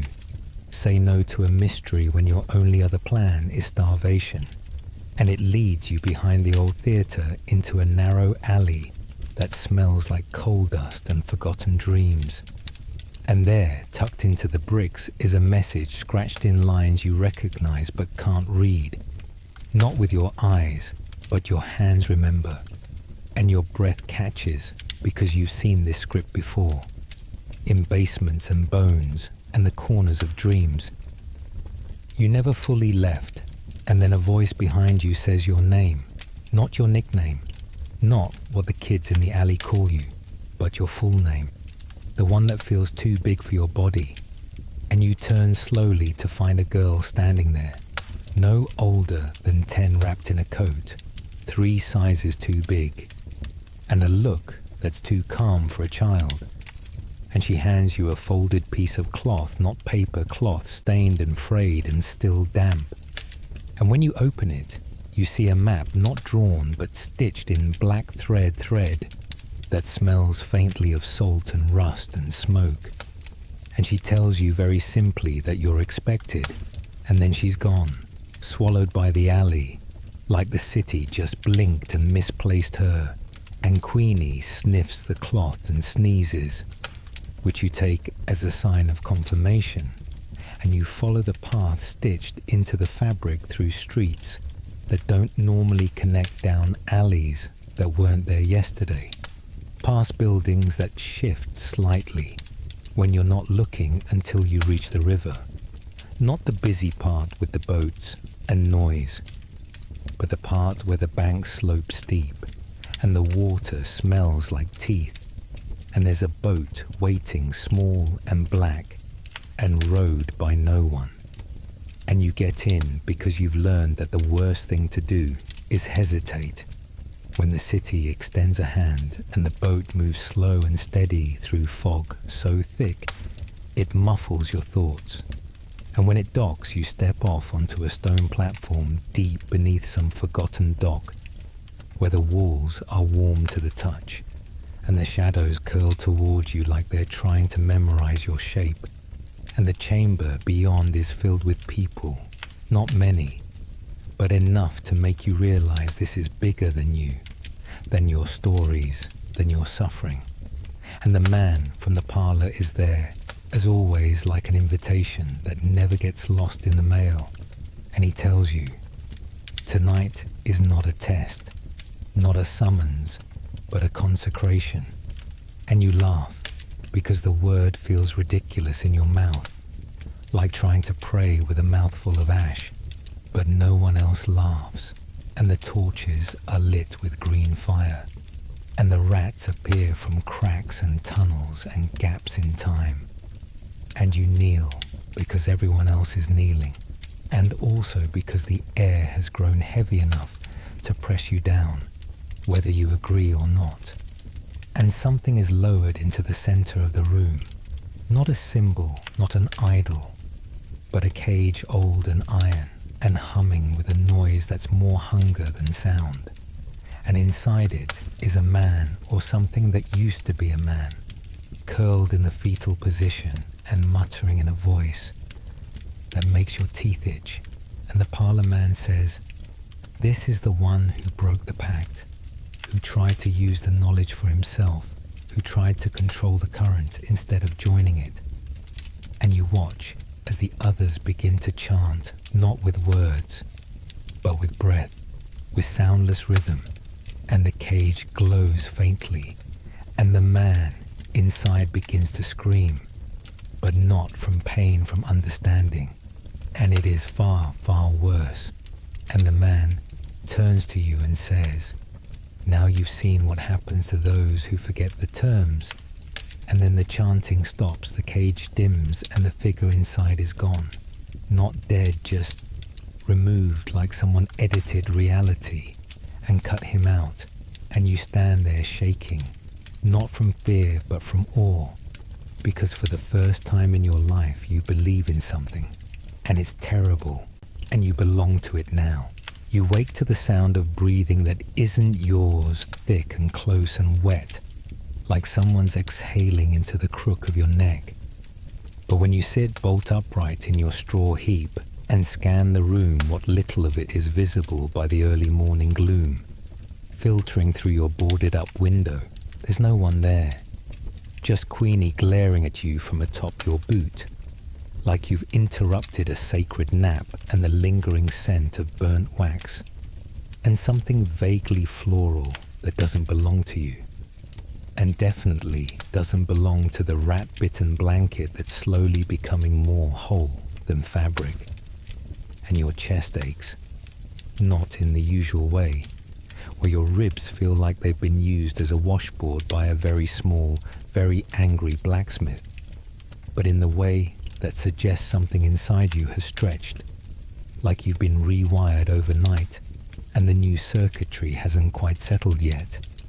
And as you fumble for your coat and your half-frozen socks, and whatever dignity you can stuff into your pockets, the memories start flooding back, not like dreams, not foggy and fragmented, but sharp, crisp, etched into the backs of your eyelids, like ink scratched into slate.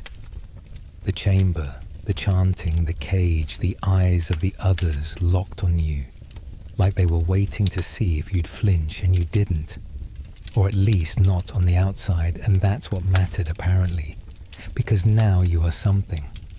Someone part of a machinery that hums beneath the city like a heart that never quite stopped beating. And outside the street is still grey and too quiet, as if London is trying to pretend yesterday didn't happen, which is hilarious, considering this city doesn't even pretend to forget your debts, let alone your epiphanies, and you wander in a daze toward the market, not because you need food, you always need food, but because you need people. Sounds, smells, anything to keep the weight of understanding from cracking your spine in half. And you make it as far as the edge of the square before you notice that something shifted, not dramatically, not in a gaslight, explodes and people scream sort of way, but in the smaller things. The dogs are gone, the pigeons are gone, the beggars aren't in their usual corners, and the air smells like copper and yeast, and a little too much truth. And then a woman grabs your sleeve hard, her fingers like sticks bound in twine, and she looks up at you with eyes that have clearly seen worse things than you, but not by much, and she says, "You're one of them now, aren't you?" And before you can answer, before you can even ask who them is, she's gone, vanished into the thinning crowd, like she was never there, and you're left staring at your sleeve, which now bears a faint chalky handprint in the shape of something more symbol than smear. And Queenie hisses low from inside your coat, which she hasn't done in days, not since she took to curling up against your ribs, like she's guarding your heart from inside the walls, and you back away slowly, careful not to draw attention. Not that it matters, because attention is coming no matter what you do.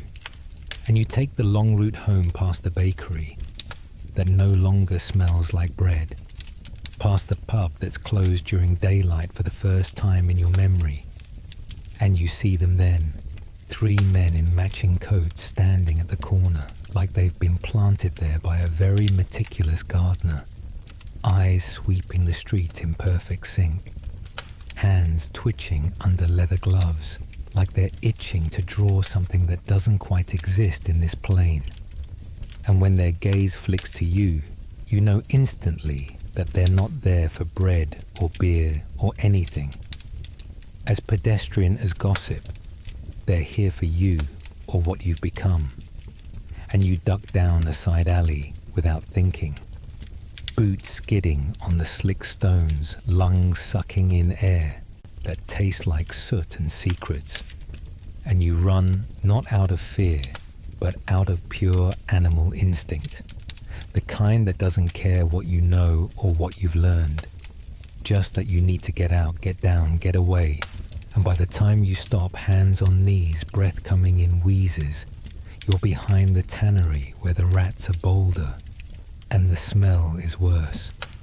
And that's when you see the mark, a small sigil carved into the doorframe, subtle, precise, shaped like a coiled tail and a crown. And without knowing why, you knock 3 times fast, slow fast, and the door opens inward like it's been waiting years for you to remember the sequence. And the man inside is short, round, hairless, and covered in what might be grease or magic, maybe both. And he doesn't speak, just waves you in and bolts the door behind you. And the workshop is full of things you can't name, cages that rattle on their own glass jars, filled with fur that moves without wind, tiny bones arranged in constellations across the ceiling beams.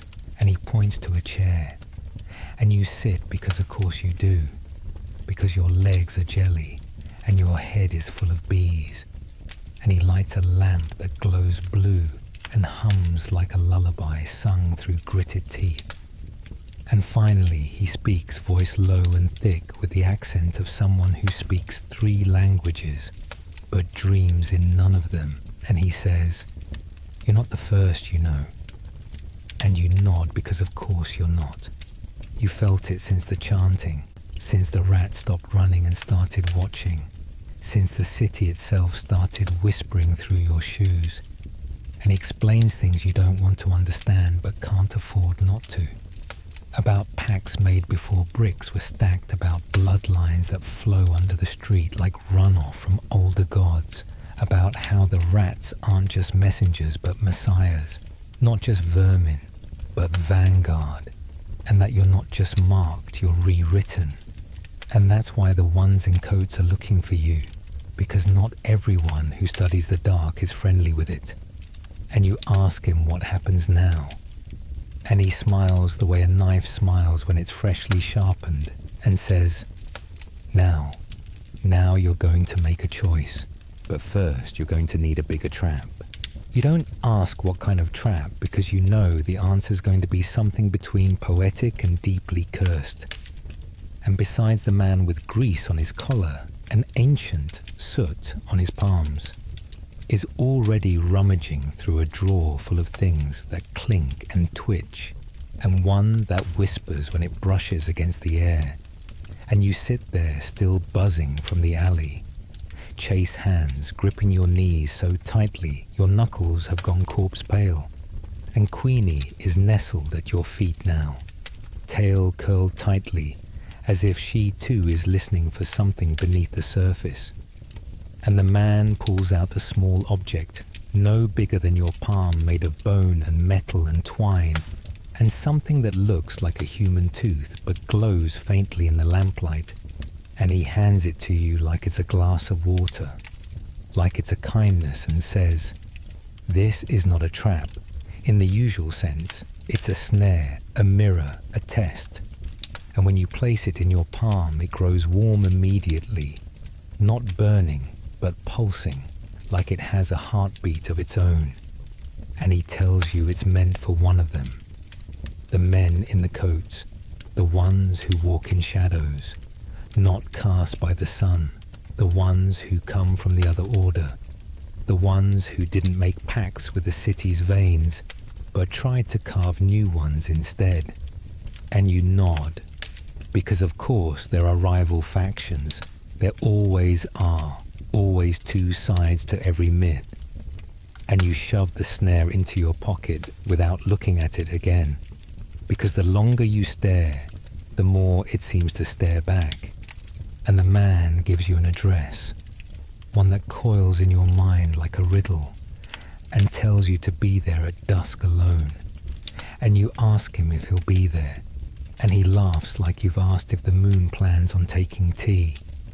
And then he opens the back door, and you step out into a part of London you swear wasn't there before. The buildings hunched and too narrow, the sky barely a suggestion above your head, and you walk until your boots remember the shape of the main roads, and you find yourself near the apothecary where the air always smells like damp herbs and regret. And you lean against the wall for a minute, trying to piece together how exactly your job went from pulling rats out of bread bins to playing diplomatic assassin for a civilization that chews through brick like it's a biscuit. And Queenie chirps softly, like she's trying to remind you that you've never actually known peace, and this is just the next logical extension of your suffering. And when you finally pull yourself together, you do what any responsible, terrified, half-mad initiate into an underground rodent cult would do. You buy a meat pie and eat it in 3 bites, and chase it with water from a cracked jug that smells like tin and old teeth. And then you wait, watching the shadows move like they've got somewhere to be, until the light fades into that kind of bruised purple that London specializes in, and you head toward the address which leads you to an old boarding house with a crumbling lion over the door, and windows that flicker with a light that doesn't match the flickering of any flame you've ever seen. And inside it smells like wax and vinegar, and something that wants to be lavender but gave up halfway through. And you climb the stairs slowly, each step groaning under your weight, like the building is trying to warn you off. And at the top, is a hallway that's too long, and a door that opens before you knock, and standing there is a man in a coat just like the others. Same cut, same color, but his face is too smooth, too blank, like someone described a human to a doll maker with a tight deadline. And he doesn't say anything, just steps aside to let you in, and you walk past him into a room that looks like it's been stitched together from 7 other rooms, each wall a different decade, each rug a different country. And in the center is a table with nothing on it except a single candle burning black. And he tells you to sit, and you do. And he circles you like he's measuring you for a grave or a uniform, and he says the usual pleasantries. The city is sick, order must be restored. Some things are meant to stay beneath the streets. Some things shouldn't have voices, and you don't argue because it's not a debate. It's a performance, and your role is to listen until the final act. And then he asks what you've seen, what you've heard, what they've told you. And you tell him just enough to make him lean closer, just enough to make his eyes flash with that kind of hungry interest that lets you know he doesn't just want to stop the others, he wants to steal from them. Redirect the power, make himself king of the undergut. And that's when you reach into your pocket and press the snare against the underside of the table, and it hums once quietly, and the room breathes inward like the walls have just taken a gasp. And the man freezes, mid-word pupils contracting, like he's just remembered he left the oven on in hell.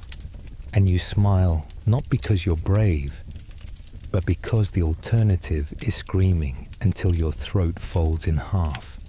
And you stand, slowly watching as the snare curls its invisible threads through the air, binding his words, his breath, his ambition. And you walk out while he's still trying to pull his coat off, like it's choking him. And the hallway is shorter now, the stairs quieter. And when you step into the street, the candle in the upstairs window blows itself out. And Queenie licks your hand like you've finally done something she respects. And you head home the long way, not because you're being cautious, but because the city feels like it's waiting for you to take in what you've done, to listen to the new silence you've made. And by the time you reach your cellar, the sky is churning with the kind of wind that smells like change, and your floor is covered in fresh straw that wasn't there before. And on your pillow is a scrap of cloth embroidered with the word, soon. And you laugh because of course it is. Because you're not just a rat catcher anymore, you're bait. And the city is pulling the string. You don't sleep that night. Not even badly. Not even for a minute. Because the air in your cellar doesn't behave like air anymore. It's heavy and twitching and full of movement. You can't quite name, like the whole space is breathing shallowly. Just to see if you notice, and you do, of course you do. Because you're starting to hear things, not with your ears, but with your skin. A low hum beneath your collarbone, a scratch behind your eyes, like someone's tuning you to a frequency. The rest of the city isn't built to withstand, and Queenie doesn't sleep either. Just curls around your ankles and watches the wall with a look that suggests if anything tries coming through it tonight, she's going to rip it in half and feed it to your dreams. And you spend most of the night sitting upright, coat still on boots half laced, staring at the piece of cloth on your pillow like it might do something else. Maybe catch fire or whisper or dissolve into rats that spell out your destiny letter by letter. But it doesn't. It just sits there with its one embroidered word, soon. And somehow that's worse because it means you're not done. Not even close it. Means you're in the middle of something that hasn't finished noticing you yet. And when morning finally limps into your neighborhood, like it's just as exhausted as you are, You drag yourself up the stairs and into the street with the gait of someone whose bones were forged by regret and fermented bread crust, and everything looks exactly the same but wrong, like someone copied London from memory, but left out the warmth, the noise, the smell of fish guts and beer, and someone yelling about the price of potatoes. And you head toward the market anyway, because that's what you do when you don't know what else to do, and because you're hungry, not just in your stomach, but everywhere. Hungry for something familiar, something real, something that doesn't whisper back when you look at it too long. But even the market feels off. The vendors are whispering, the meat's too red, the bread's too white, and everyone's eyes slide off of you like you're made of fog and impolite questions. And you walk through it like a ghost, Queenie tucked under your coat, like a smuggled secret. And then you see it, a new cart tucked in the corner, where the cobbler used to argue with pigeons, and it's not selling food or tools or ribbons. It's just sitting there with a single item on the cloth-covered table, a lantern old and rusted and faintly humming, with a sound that shouldn't be coming from metal. And behind the table is a woman you've never seen before, but who looks at you like she's been waiting, and she tells you it's for you, before you even ask, says the words like she's reciting a recipe, and you take it without offering coin because she doesn't ask for any just nods once, and vanishes into the crowd like a puddle evaporating under a sunbeam that never existed. And the second your hand touches the lantern, it flares not with fire, but with memory. Images flickering behind your eyes of places you haven't been, but recognize anyway. Tunnels beneath churches, alleys that end in doorways, that lead to staircases that descend into smells you can't forget. And you stagger back, nearly dropping it, and Queenie hisses low and furious, and you realize this lantern isn't for seeing in the dark. It's for revealing the dark, for peeling back the polite illusion of bricks and light, and letting you see the city underneath the city, the version that remembers. And now that you're holding it, you can't unsee it. Every shadow has depth, every rat has a message, every loose stone on the street feels like a key, waiting for the right pressure to click it open. And as you stagger back toward your cellar, heart pounding, head full of echoes that don't belong to your memories, you realize your flat has changed too. Not physically, not visibly, but fundamentally. Like it knows you've brought something in you weren't meant to carry. And when you set the lantern down, it goes quiet again. But you know, it's watching, waiting, storing up its next truth like a gift. You'll unwrap when you're least ready for it, and you sit on your blanket and stare at the walls, waiting for something to break the silence. And something does eventually, not with noise, but with movement. A rat scuttling across the floor, not away from you, but toward you. Slow and deliberate, and it stops at your foot, stands up on its haunches and drops a scrap of paper from its mouth before darting back into the shadows. And you pick it up with hands that suddenly feel too big for your body. Unfold it slowly, and there, written in the same thread-like handwriting that you saw behind the tannery, are 3 words. He sees you. And that's it. No signature, no map, no instructions. Just a warning or a declaration, or maybe both. And you sit with it for a while, letting the words sink into your bloodstream, and you think about the man in the coat, and the way he froze when the snare caught him, the way the room inhaled like it was waiting to see what you'd do. And you realize it wasn't just a trap, it was a spotlight, a flare, something to let the other side know that you'd chosen that. You weren't neutral anymore, and if he sees you, then so do the others. which means it's only a matter of time before the next move is made. And when you finally fall asleep, sitting upright with Queenie curled around your neck, and the lantern pulsing faintly beside you, you dream of tunnels that stretch forever, of eyes blinking in the walls of a crown made from bent nails and ribbon tails, and of a voice that whispers not your name but your title, the one you haven't earned yet, but are clearly being fitted for.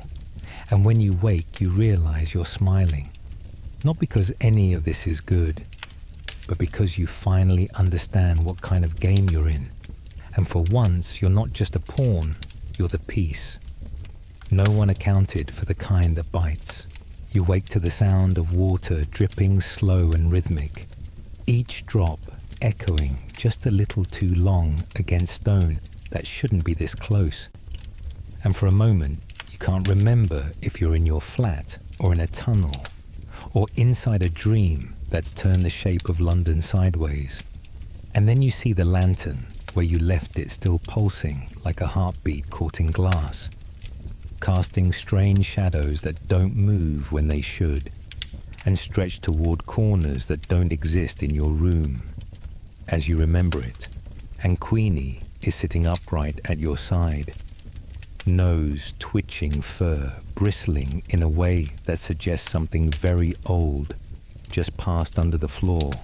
And you sit up slowly, every joint reminding you that your body is very much a thing made of meat and error, and you reach for the scrap of cloth with soon embroidered on it, and it's gone, replaced with something heavier, a small coin made of bone or something, pretending to be bone etched with that same coiled tail.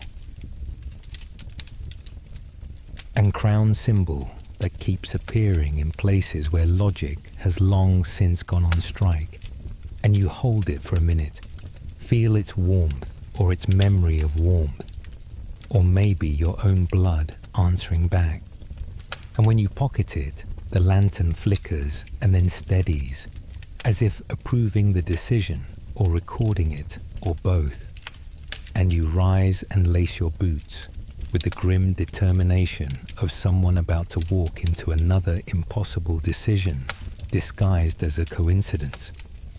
And when you step outside, the world is damp and sour, and humming the sky low and grey like a wool blanket soaked in anxiety. And everything smells like the city's been chewing on itself overnight. And you pass the bakery where the window is cracked and no one's inside the butcher's stall, where the meat hangs too still, the newsboy who's not shouting headline, but whispering names like they're ingredients in a dangerous stew. And as you move through the streets, you feel it again, the way they move around you. Not people. People have always ignored you, but space itself. Paths opening and closing in subtle shifts. Buildings that lean just slightly more than they used to. Alleyways that weren't there last week. Curving behind pubs that burned down last year. And every so often, you catch a glimpse of something small and dark slipping beneath a carriage, or up a drainpipe or under a set of stairs, and you know. They're watching, still watching, always watching. And when you reach the river, you know why your feet brought you here. Not because of anything rational, but because the city is a maze, and sometimes the best way to learn what it wants is to follow the wrong turn long enough. And there, on the embankment, is a man you've never seen, but somehow recognized, tall and narrow and stitched into his coat like a warning label. And he looks up at you and smiles in the way. Only people who know how things end can smile. And he asks if you've brought it, and you don't even ask what he means. You just pull the coin from your pocket and hold it up. And he nods once slowly and gestures toward a barge moored to a rotting post. And you step aboard, because of course you do, because the line between caution and obedience disappeared 3 days ago, and he doesn't follow, but just says, "Let it take you," and unties the rope, and the current grabs the barge like it's being summoned, not dragged, and you drift slowly past the city beneath bridges you've never seen, and past buildings that watch you back, until the fog swallows the banks and the sound changes no longer the clatter and chaos of London, but something quieter, older, like wind moving through a library built out of teeth. And when the boat stops, you don't need to be told to get off. Your feet are already moving, carrying you into the tunnel where the walls sweat and the air tastes like dust and old decisions. And eventually the path opens into a cavern, wide and round and lit, with a pale glow that comes from nowhere and everywhere. And in the center is a table, low and flat, and carved from a single slab of something dark and wet looking. And around it sit figures cloaked in rat brown and ash grey hoods, pulled low. And when you step forward, they raise their hands in unison, not in welcome, but in acknowledgement. And one of them speaks not in words, but in feeling, a vibration that curls into your ribs and unspools like thread. And it tells you, this is the council not of men or beasts, but of balance, the kind that cities forget and remember only when it's too late. And you are here not as a guest, but as a vessel. And they ask you a question without asking, and you answer without words. And something in your chest unhooks, loosens, lets go, and you feel yourself sink slightly into the stone like the floor is trying to remember the shape of your footsteps. And they nod, and the moment passes, and they show you a map, not of streets or buildings, but of movements, connections where the power pulses and where it's being bled. And they point to a place you've never been and say it's time, and the floor shifts and you're moving again, not walking but falling forward through a memory. And when you land, it's back in your room, lantern still pulsing, Queenie still watching coin, still warm in your palm, and the candle has burned down to nothing, but there's ash in a circle on the floor, and the air smells like old paper and burned honey, and you know what they want now. Not just survival, not just silence, but a choice. The last one, the hard one, the one where you stop being the boy who catches rats and start being the man who answers to them, who speaks for them, who judges in their name. And when you look at your reflection in the soot-streaked mirror, you see something flicker behind your eyes, something sharp and ancient and patient. And you nod, because this is the only kind of promotion you are ever going to get in this city. And when you open the door, the street is full of rats standing still, all facing you, and one of them chirps once, short and low and full of command, and you follow.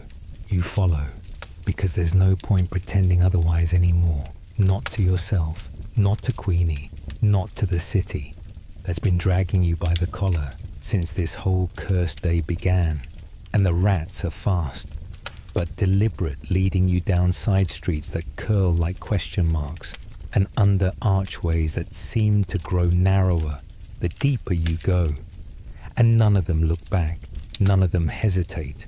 They move like they've rehearsed this route for generations, like they've been waiting for the day they'd be allowed to lead someone not to a nest or a corpse or a pile of spoiled grain, but to something that actually matters.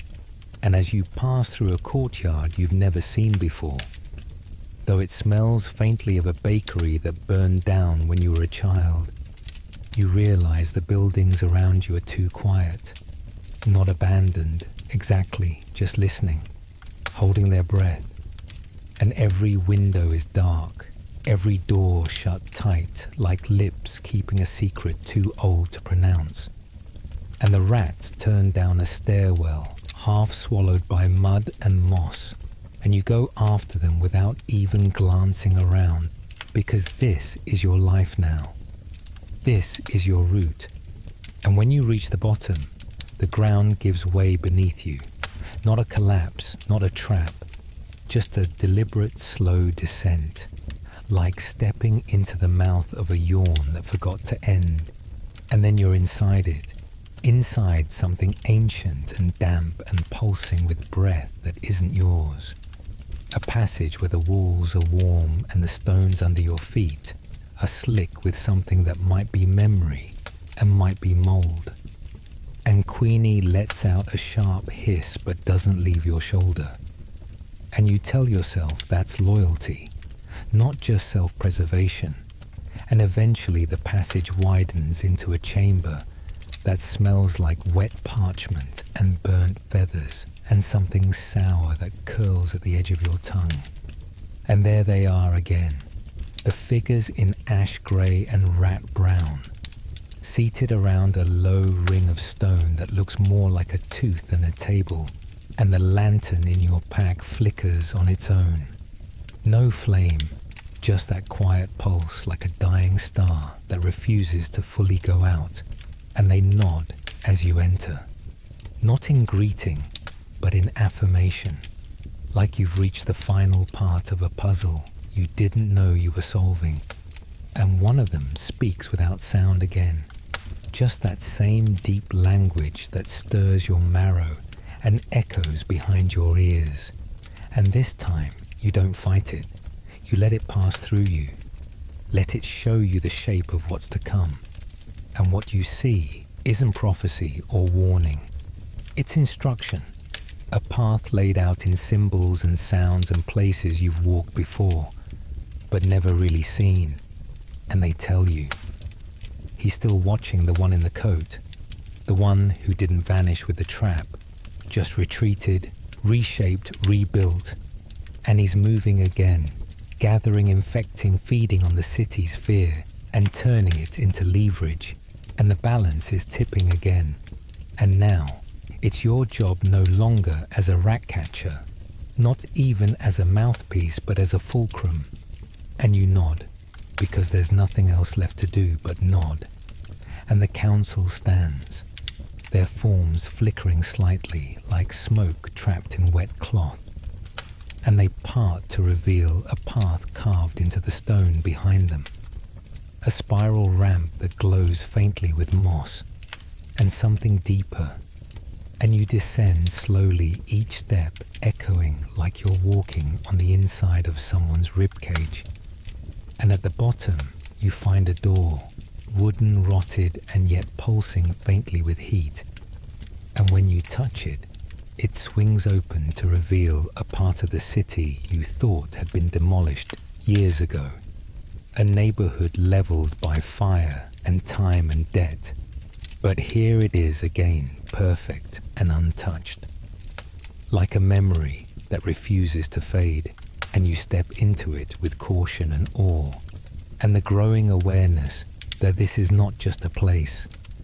It's a test, a reflection, a trap that only works if you lie to yourself. And as you walk the street, you see the past, not yours, not exactly, but familiar. And the people here move like marionettes, jerky and strange and smiling, too wide.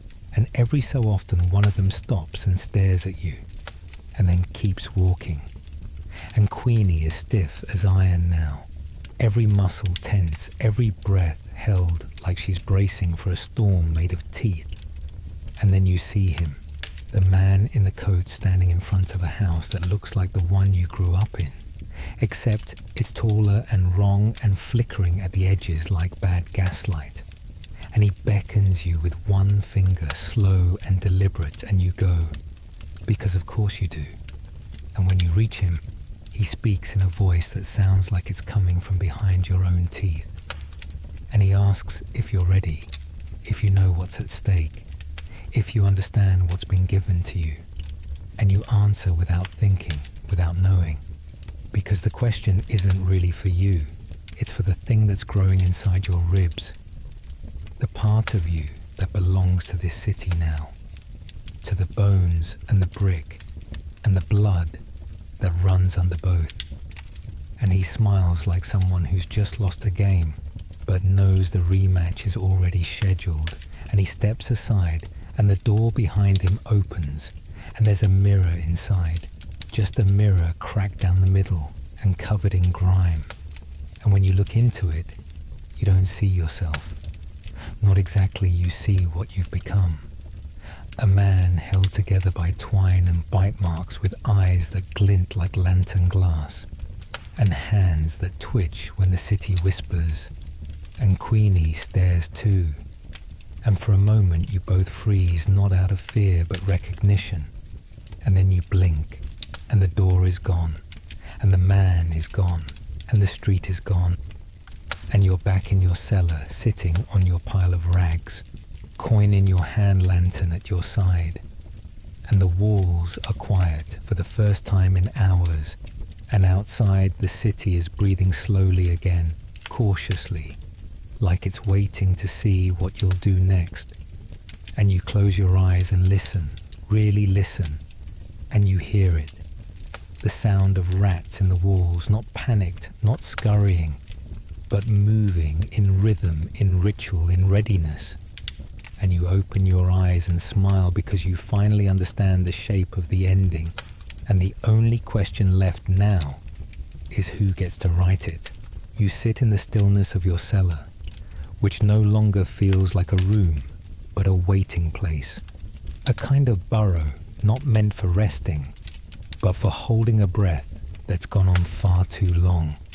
And the coin in your palm has grown cold, not with temperature, but with intention, like it's waiting for you to stop, hesitating, and finally do the thing it was pressed into existence for. And the lantern hasn't flickered in hours, but its glow seeps out of its seams like light is leaking from a bruise. And Queenie lies curled beside your foot with her back turned, like she is exhausted from watching you, not understand what you've already agreed to. And outside the city has settled into that in-between quiet, not full sleep, but the kind of drowsy stillness that comes after too much wine or too many secrets. And you know, bone deep and breath shallow, that something is going to end tonight. Maybe not everything, maybe not you, but something important enough that the city itself is holding its breath again, just to see which way the wind tilts. And so you stand, legs stiff, fingers numb, coat still damp from that weird mist that never touches anyone else. And you step into the street that has started to shape itself to your footsteps, the cobbles subtly shifting under your heels like they've been softened by your story. And you walk, not because you know where to go, but because your body does your bones, dragging you forward, the way water finds a drain. And the rats are already there, clustered along gutters and door frames and windowsills like furry punctuation marks in a sentence you haven't finished reading yet. And none of them move, none of them scatter. They just watch you with those still black eyes, and you nod to them without knowing why. And they nod back because they do. And you turn left, where there never used to be a left, and duck through a crumbling arch that smells like salt and iron, and come to the door you've never seen but always expected wood, swollen with moisture and age and memory. And you knock once because that's all it takes, and it opens like it was never shut. And inside is dark but not blind, dark more like the kind of shadow that wraps around your shoulders like an old coat and presses against your ribs just hard enough to remind you it's there. And at the center of the room is a chair, and in that chair is the man in the coat still alive, or at least still shaped like life, but smaller now, shrunk down by failure or time or the sheer weight of trying to command something that cannot be owned. And he looks at you like a man who lost the right to bleed and knows it, and he says nothing, because he knows talking would be a waste of your time and his breath. And you take the coin and set it on the table between you, and he flinches like you slapped him. And that's when you understand what it really is. Not currency, not a symbol, but a sentence, final and binding. And he leans back in his chair and closes his eyes, and you walk out before the city makes good on the judgment. Because this part isn't for you to see, and outside the fog has lifted just a little, and the streets feel warmer, like something tired just exhaled and let go, and you make your way home slower than before. Not out of fear, but because there's no need to rush anymore. The balance has shifted, the choice has been made, and when you return to your cellar, it feels different, not safer, not cleaner. Just finished like a book you finally closed after reading the last line 3 times to let it sink in. And Queenie hops back into your lap like nothing's happened, and the lantern dims with a slow sigh of light, and for the first time in what feels like years, you're just tired, not hunted, not haunted, not hollowed, just tired. And as you lie back and let the damp straw cradle your spine, you close your eyes and feel the city settle around you, no longer a threat. Just a weight, just a world, and you smile because tomorrow will come like it always does. And maybe it won't be easier, but it will be yours. And as the last thoughts drift out of your head like slow steam, you let go of the fear, the itch, the noise, and fall quietly into a sleep. You finally don't have to fight your way through. So good night, weary wanderer. And thank you for coming this far with us. You've earned your rest, and tomorrow will be a good day, a steady day, a day where your work will matter, and your mind will feel clear, and your body will feel just a little less tired than the day before. And whatever you've been holding on to, you can let it soften because you are safe now, and you are not alone. So rest well, and we'll see you again when you're ready.